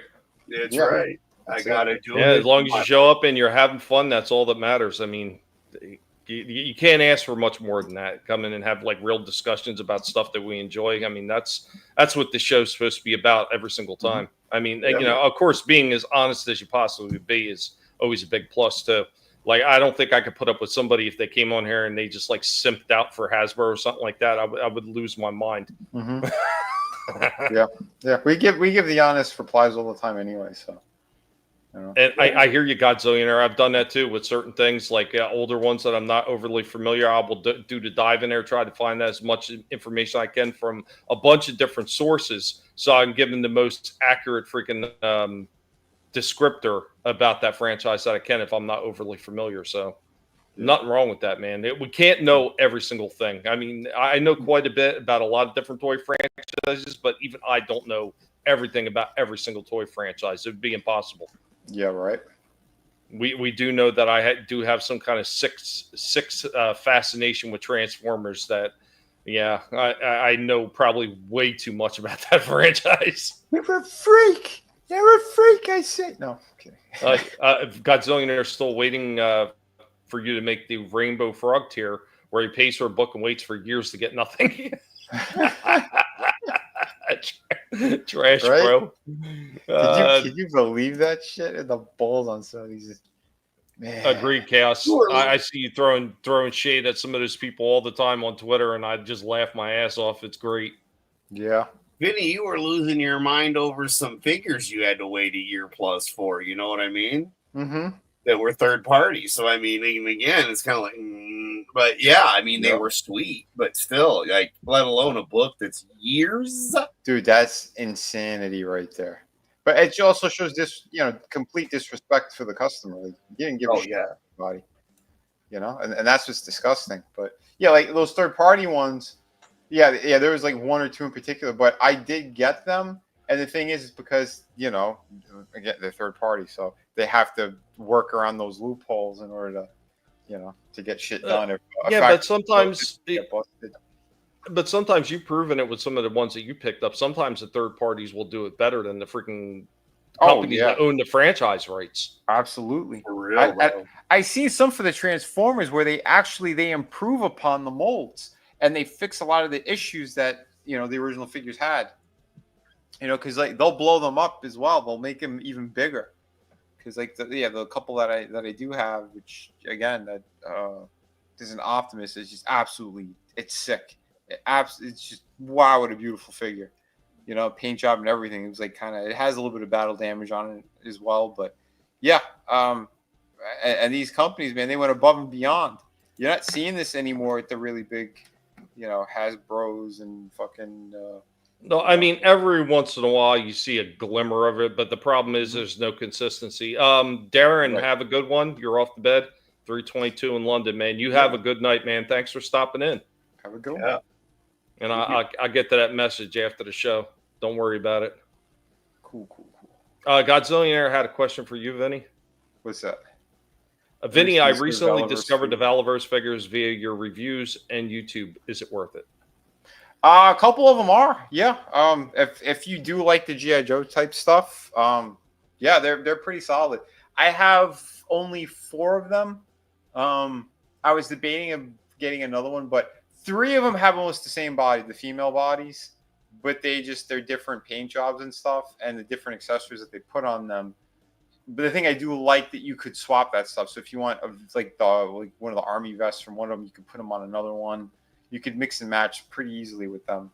And they are beautiful. They're absolutely beautiful. I have, there's like the Asian like assassin chick. I can't remember their names right now, but it's an Asian chick with like the pigtails. Like it's like braided and it goes into kind of pigtails. Yeah, that thing is awesome. That is such a beautiful figure. Who's the other one? There's the one that she got the mental illness haircut. But it's really, really nice. The way that they did them, the sculpt work, the quality's there. The first one that I had gotten was the Sergeant Slaughter. He's a good figure. He is. I know everyone goes ape shit over the G.I. Joe Classified, which that is the far superior one. But you can't not give props to Valaverse for what they did with the Sergeant Slaughter, because I think they released 2 different versions of him. The version I have, he has more of the classic look with the black tank top. The very first one, he had like a coat. Well, didn't you say one of them was kind of based on the comic? Yeah. They threw one of them in there like that, but and again, he's not massive like the G.I. Joe Classified one. He has a smaller frame to him, but it's nonetheless, it is beautiful. He comes with the hand cannon, not a full vest, but he has like the straps with the pouches on them. You could remove it, you could keep it on or off. It's up to you, but pretty solid stuff. So yeah, if you are looking to pull a trigger on some of them, yeah, it's a pretty good company. Yeah. Awesome. DVB, what's going on, man? Good to see you. He said he got a Sergeant Slaughter from a mail-in promotion back in the day. I do remember that because they had like 3 different versions of Slaughter, and one of them was the mail-away version. Beautiful. Yeah, I remember that. Yeah, because they released the one with the blue tank top recently. The Marauders. Yes. Yeah, the Marauders one. Here, I'll pull up for you guys the ones I was talking about. So yeah, Godzillionaire says he wants the Valaverse Steel Brigade. Well, was that the Humvee kind of the vehicle thing? Yeah, that thing looks beautiful. But yeah, I don't have the money to cough up on that. Yeah, this is the Sergeant Slaughter that I have, and he is a beautiful figure. So if you are, thinking of getting some of these things, yeah, the quality's there. Pinless joints. Yeah, there's a comparison between the two if you guys were curious. But yeah, and this is the first Sergeant Slaughter that they released. Still nice, but the preferred one to me, anyways, is this guy right here. Did a good job, and the packaging's really good too, how they did it. So I'll give Bobby Valla some props for sure, man. He's he used to work at Hasbro, and a lot of the stuff that they're very kind of douchey about. He's put them in their place, and he stepped it up. He showed you the type of quality that you could put out there. So, and I believe. Granted, sorry. Granted, some of them do cost though. Oh yeah, that's for sure. I was gonna say I know some of the Sergeant Slaughter ones. I've seen them for sale on various websites. So yeah. And look, he came with all these different hands as well. Like that's some cool stuff right there. Good stuff. Yeah, and a decent looking base. Oh, for sure. Yeah, with multiple pegs. So yeah, you could have again. I have one where I literally have 3 figures because you could put one on either end, and then I have a foot on another one. So yeah, and they're all holding, and everything is very solid. Nothing cheap about it. These guys did a killer job. Yeah, man. Vinnie talks about the pinless joints all the time. Yeah. Appreciate that, DVB. That's the second one that we've had today about the nostalgia vibes. Darren was the other one. Oh, yeah, man, for sure. Because that's the thing, man. What's going on, Steve? What's up, buddy? Hey, Steve. How you doing? I was going to say, yeah, because when they're pinless like that, the joints hold better. When you put a pin through them, the joints are a lot weaker. If you notice over time, especially like the Marvel Legends, the older ones, they bow. So where the connection points are, like the figures aren't standing straight up and down anymore. They're bowed out in a weird way because like the plastic wants to give way and fall apart. When you have it with it seamless, it's an injection mold, so the joints are more secure and they're going to last a whole lot longer. So that's why I said, man, like the companies, they know how to do it right, and I don't know why from time to time they keep choosing to do it wrong. They choose to cut corners. Real quick, Ancient One with a fake super chat. Thank you, buddy. Colossal size bag of premium guinea pig treats for Tommy to get a pig, his wife, and the guinea pig pups, so they come weak out of complete happiness. Appreciate that, buddy. Nice. Always appreciate it. Hell yeah. Everybody's saying hi to each other in the chat. Well, I guess it's on me to close out the show. I got one more segment here, unless somebody had anything else they want to discuss first. There's something I did want to show. Oh, okay. Go for it. Go for it. Yeah, because these things, they just put the pre-order up. Steve. This is one of the figures I am most looking forward to this year. Sagat from Street Fighter. These things are available now, and oh my god, this thing looks awesome. Dude, every time I'm having financial difficulties is when they start releasing all the cool shit. I know. I think he comes out in May though, so there's still some time. But yeah, dude, and again, he's a bigger figure.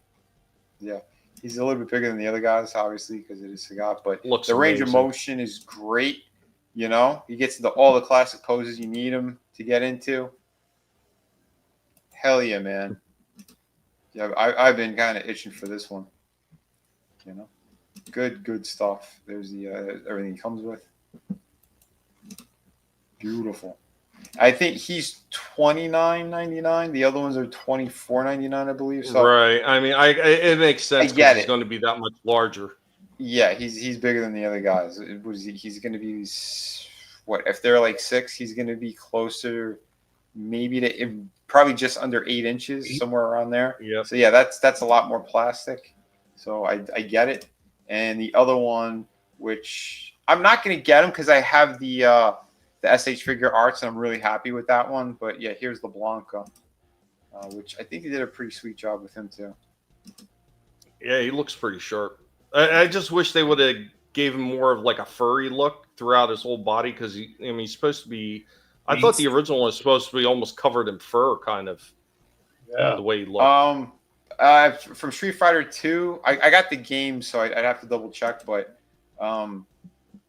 yeah, I don't know. I know later on, I think they made him look a little more kind of furry, but it was mostly like those patches instead of like his overall skin.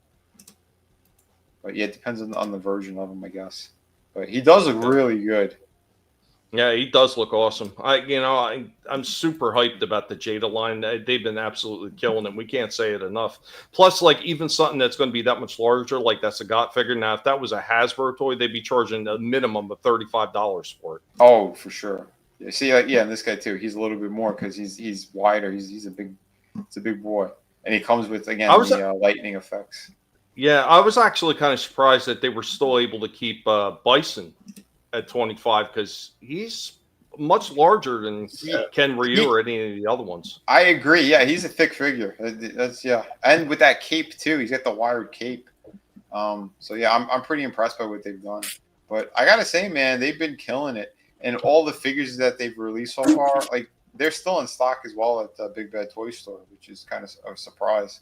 So it's a company that they know their line's doing well, and they're making sure people are able to find them. You can't say that about all these other companies, you know. A lot of them they're too douchey about things. Yeah, but yeah, Jada's been crushing it, man. Good for them.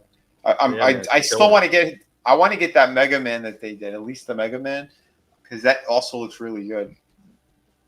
But I gotta see if I can find them on sale somewhere.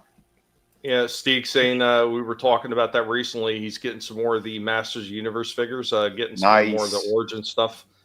Awesome. So, yeah, I'm sure more storyboards coming with that poor Gamorrean guard. Everybody talking about Blanca, DVB. Blanca was always his favorite from Street Fighter 2.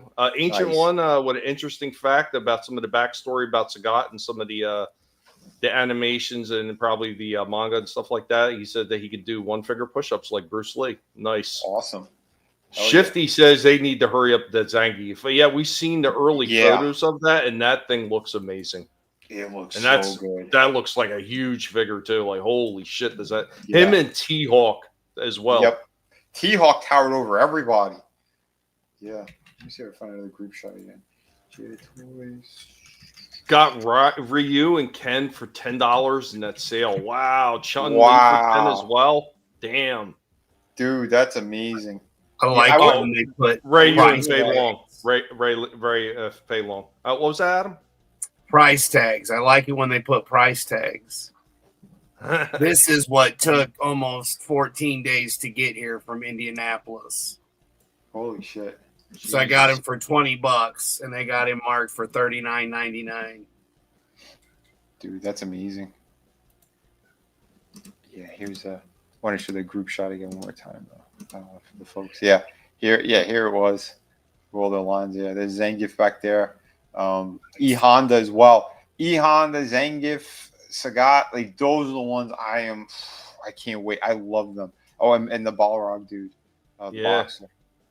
Again, we still have amazing figures. They've done a bunch of killer ones, but they're still again. This line is just balls to the walls. Amazing shit that they've been doing. Good for them. Crushing it.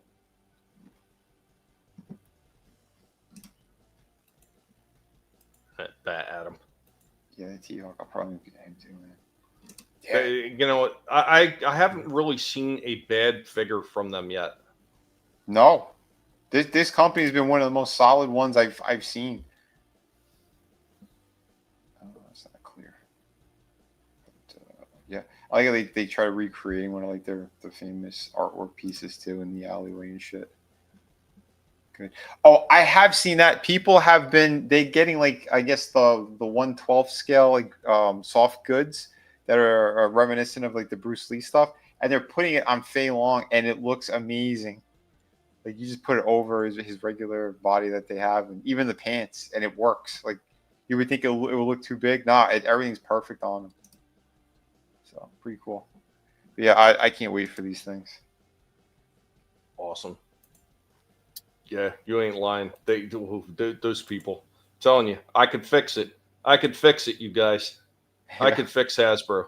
It's going to start with everybody getting fired. I was going to say the same thing. It. I dig it. You're fired. Yeah, right. God, who was it? Was one of the third-party companies that were doing Resident Evil. Vinnie's shown off a few of them. NECA had it for a little bit too, but they weren't at the quality that they are today. It was the ones where like their bodies were like the lower half was all static, and you maybe just get a little articulation in the arms and the waist, and the head. But yeah, those are the real old ones that had like the pop-up features. Because I have a few of those. No, there's no pop-up feature. Toy Biz did it a long time ago. Okay, that's the ones that I have. Yeah, we're talking probably close to 25 years ago, somewhere around that ballpark. But yeah, they're a little bit smaller too. Those were kind of cool. They had like 2-packs. So they'd have one of the hero characters and like one of the monsters or the zombies. And some of them had like little gimmicks to them. But I agree. If Jada gets the license for Resident Evil, I'd buy everything because their quality has been incredible throughout. Yeah, that's a Capcom property as well. Like it ain't far fetched. So I'm with you like that. Why'd you say that? Now that's all I'm picturing. It's always a darn pig. That'd be amazing. And this year, I know this year coming up and the next, like they're going to be massive for Resident Evil. They said there are a couple of games in the works, including Resident Evil 9. So, yeah, very, very curious to see what's going to happen. 9. Yeah, the figure that they have for that friggin' Jada looks good too. Even E Honda. Yeah, here I use a better shot of him, by the way. Here's the E Honda. Dude, yeah. Yeah, 1, 2, 3, 4, 5, 6 at least. I would get at least 6 more for sure. Oh, these bastards. Yeah, those are fucking beautiful. Yeah, the 100-hand slap. Bring me back in. Yeah, I'm curious to see how they're going to do that. What the effect is going to look like. I think they'll do it something like Chun-Li's, where it'll look like that. I'm assuming. Oh yeah, with the hand. Yeah, like a plug-on. Yeah. What's up, Daytona? Cool. What's up, man?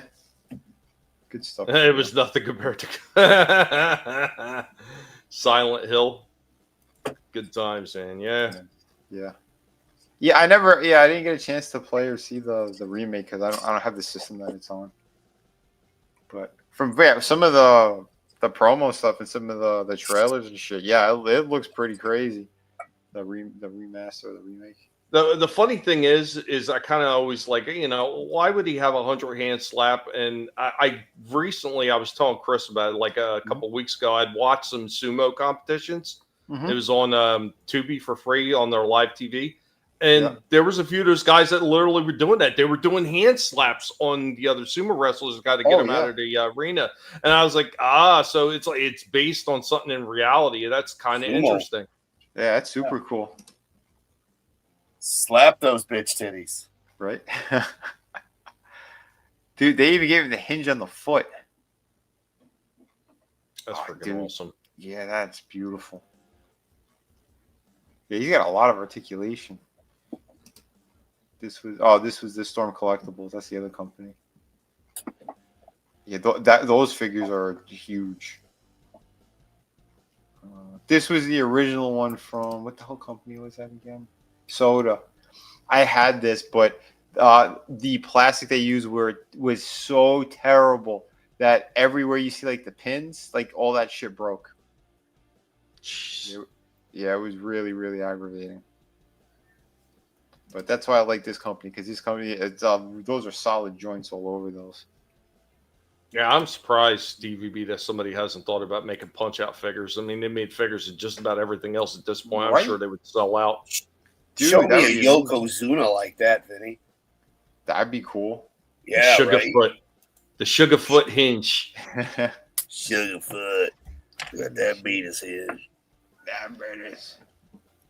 Well, it looks like it's time to move into the final segment. We're going to close out the show with this one. It's always a lot of fun to be able to do these toy streams, have some laugh, look at some of the stuff that we enjoy. And I'm hoping that everybody who's been watching has been enjoying this stuff too. I'm going to take us down a trip of one of the lines that I've been collecting, and I've actually come very close to completing this line. Finance has gotten away, but I'm going to show you what we have. So, Piggle, take it away.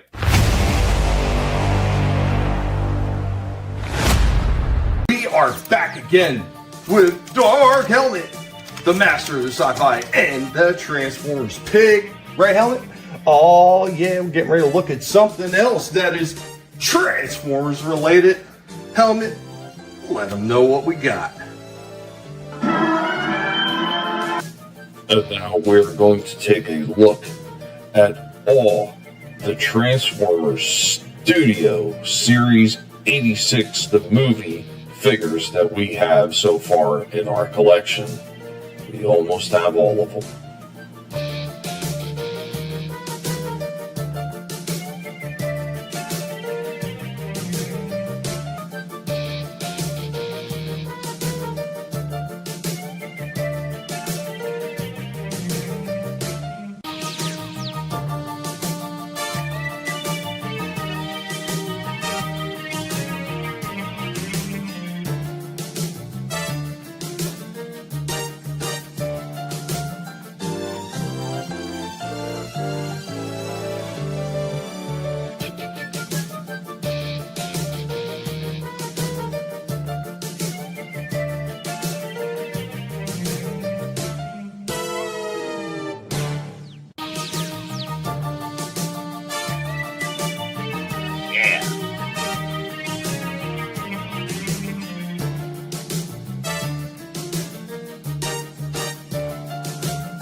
That's the one I got.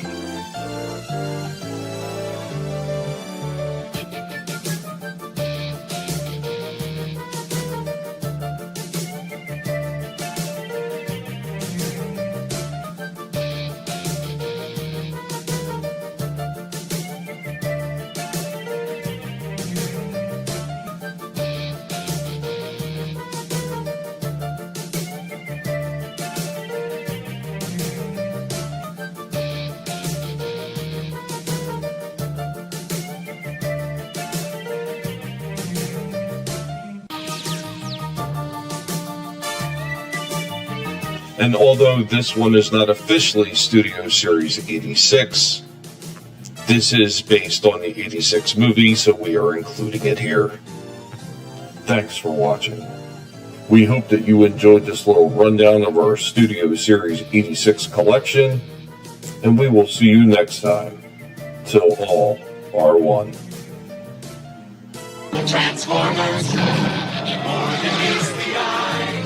The Transformers. Wait, Optimus wanted to have a hive mind. I only got that now. All are one. Unbelievable. Megatron was the hero. Hey, that last one was cool looking, even though it wasn't the 86 line. And I don't care, dude. I mean, there were some really good looking figures in there. And again, I wouldn't give to have quite a few of them, but I'd be keeping them in the box after some of your reviews that you've done on some of the newer ones for sure. But there are some sick look. That Starscream was badass. Like that's one that I'm like, okay, that's still one that I haven't seen to get myself yet.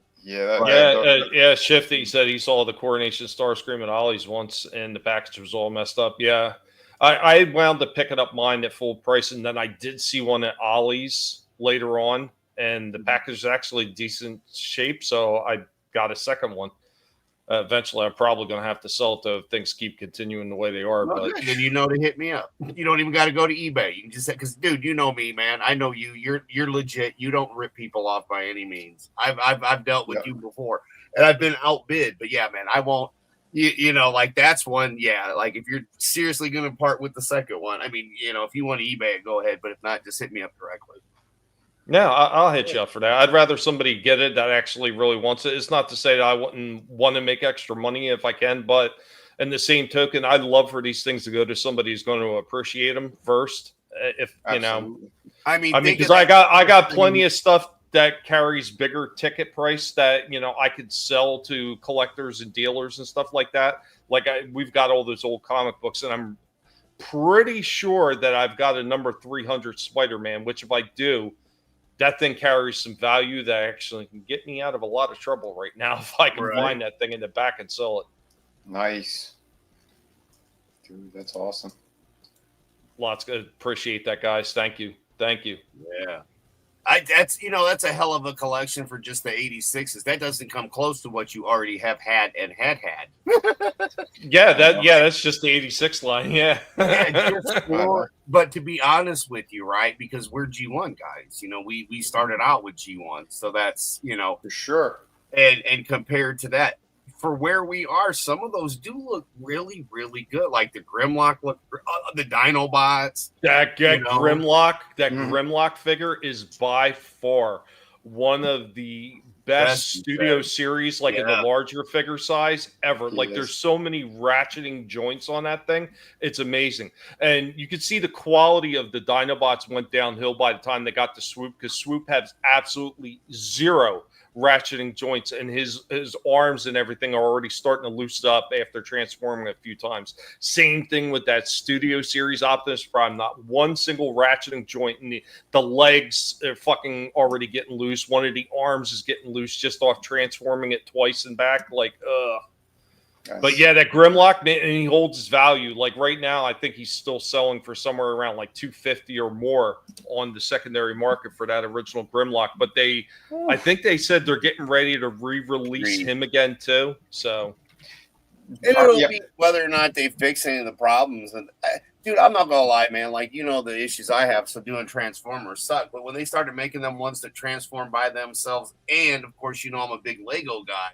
And you and I discussed when they came out with the Lego ones, and I came close to getting those. I haven't got them yet, but there's a part of me that did want to get them. But I really like those ones that you tell to transform and they transform. I'm sorry, man. I kind of geeked out a little when I saw that. Yeah, I hear you, man. With the right Optimus Prime voice too, how do you go wrong? I mean, I don't care. $200, sure.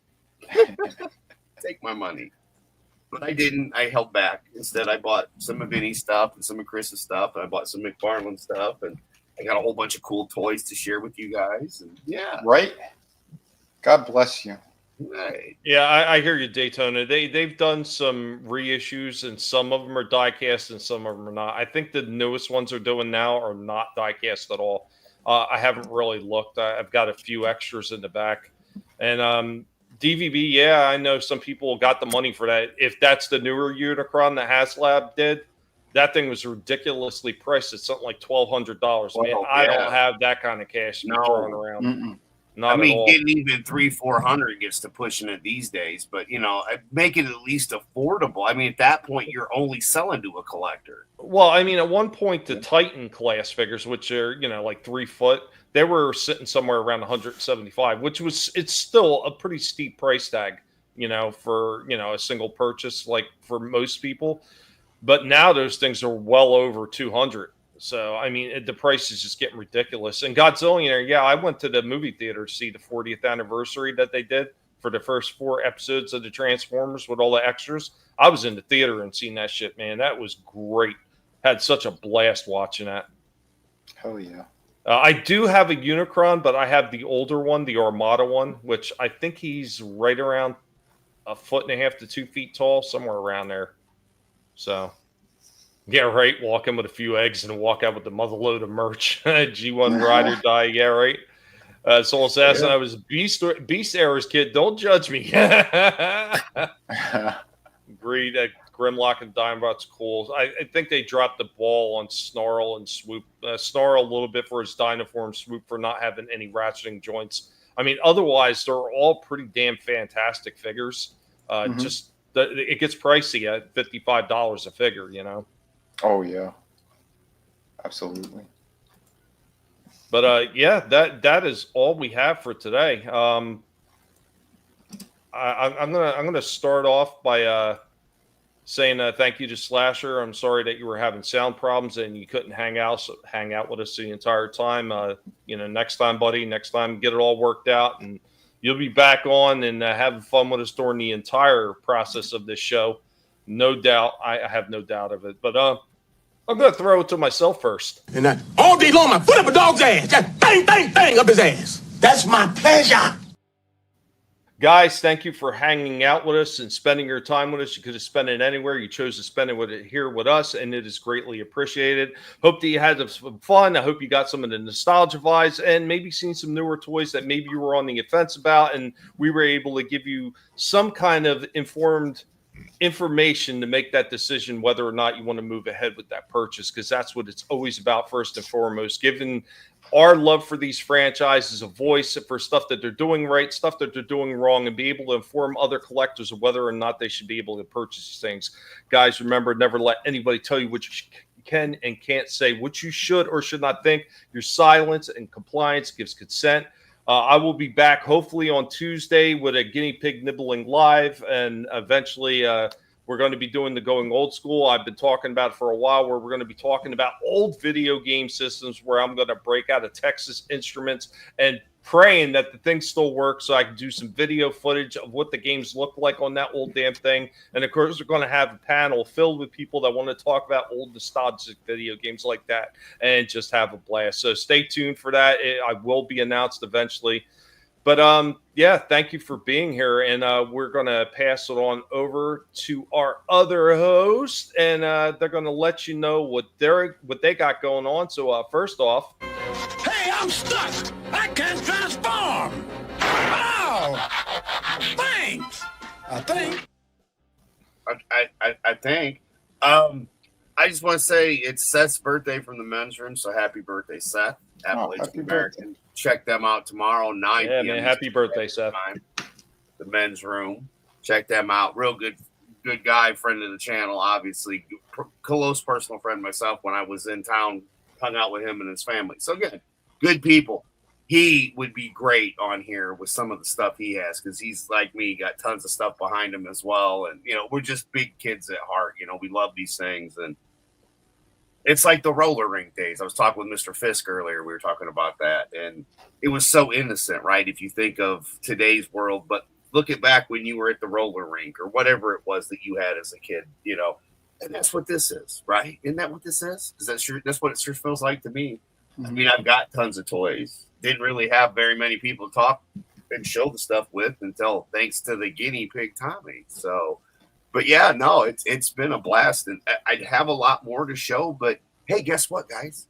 It'll be here next week because everything made it to South Bend, which means in another 2 days it'll make it to me. Beautiful. 5 packages. One of them might be Vinnie's. Supposed to be.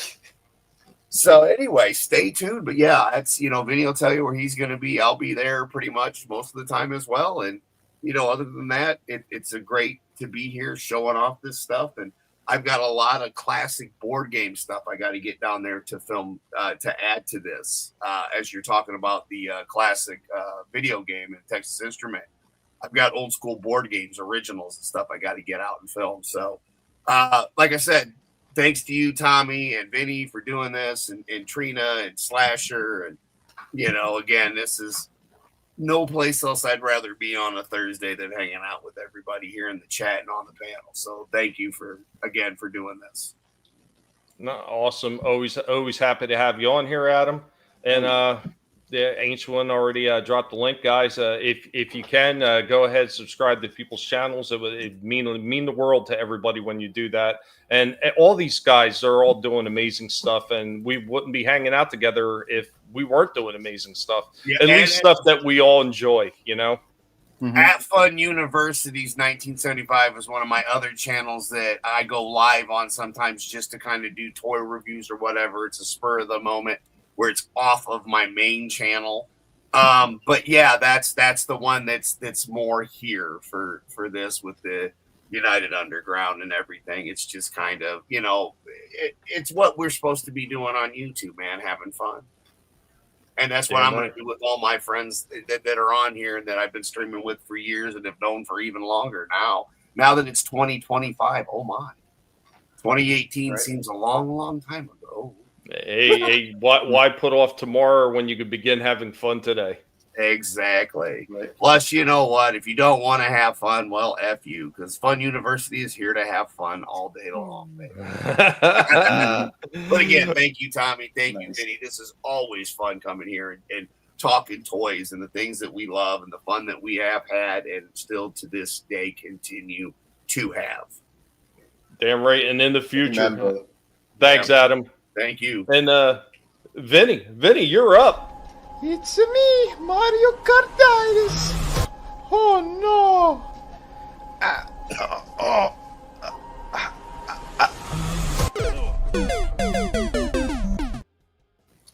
Yeah, everybody. I'm going to be at a convention this weekend. So if you haven't seen it yet, it's called the Animate Miami. Hold on, I'll pull it up here. It's brought to you by the GalaxyCon individuals, those folks. So yeah, here it is right here. So yeah, there's the promo for it. There's the link here. So if you go to my Twitter, you could probably click it from there. But if you are in the Miami area this weekend, so it's tomorrow, Saturday, and Sunday, I will be there with original artwork, prints, comic books, you name it. So drop on by, get some cool stuff from me, say hello. Yeah, and well, we should have a good time. I think I'll be back in time for the Sunday stream. I might push it till 9 o'clock, and we'll see how everything goes. Because if Slash's computer, if it kind of shits the bed a little bit, I'll wait. I might hold off on the primal stuff until he's back, because I kind of want to keep doing it for him and with him as well, because I know he's been enjoying the hell out of those. But yeah, hopefully it's just a new learning curve with the new computer. Oh, okay. Oh, he did have a new one. Okay. But yeah, if everything's all set up and he's good to go, yeah, man. We'll do at least the last 2 episodes of season 1, because yeah, Primal's been absolutely amazing, and yeah, I know that's one of the shows that he's been wanting to watch and he hasn't been able to. So yeah, we're able to bring that to him via Adam. So Adam has been a legend with all this stuff, and yeah, man, it's great talking about the things that we enjoy.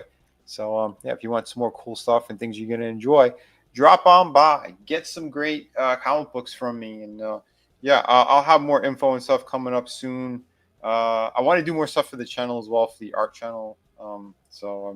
I put something up recently, but I want to do a full breakdown. I haven't had a chance since everything I've been kind of dealing with right now.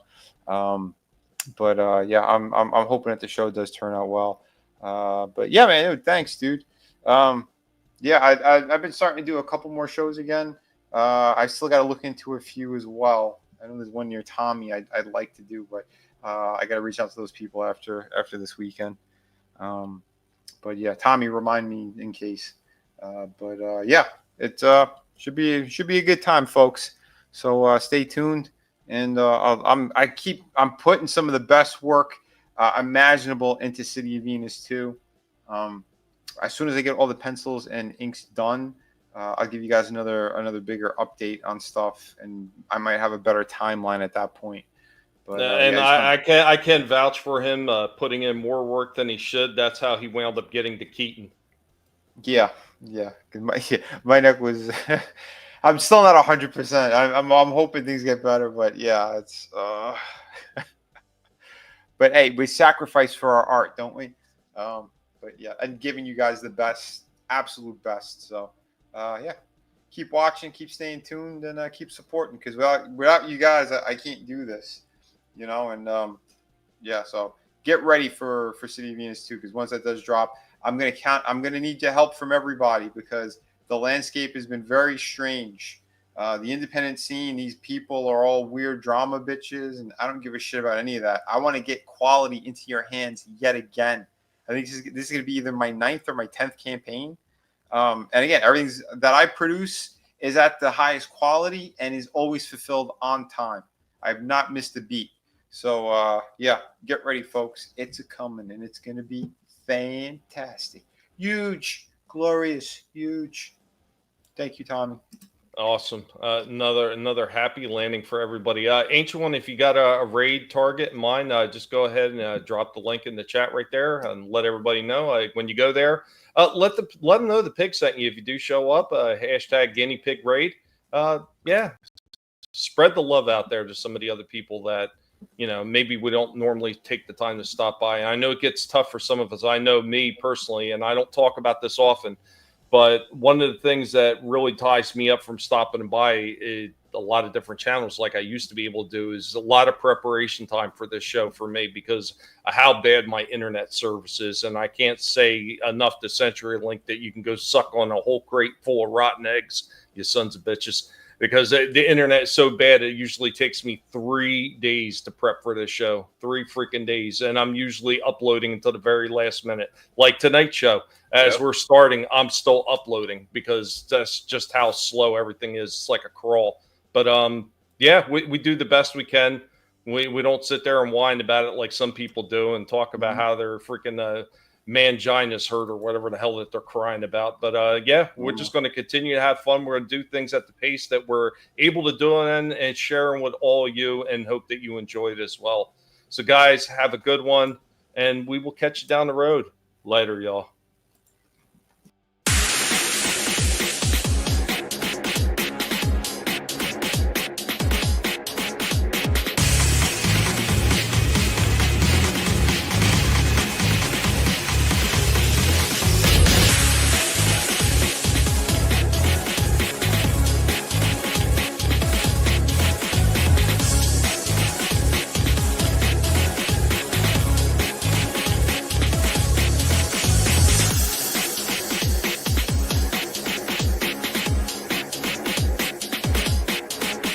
You better run, Mojito. You what? I thought you said don't move. That was before. Now, you run.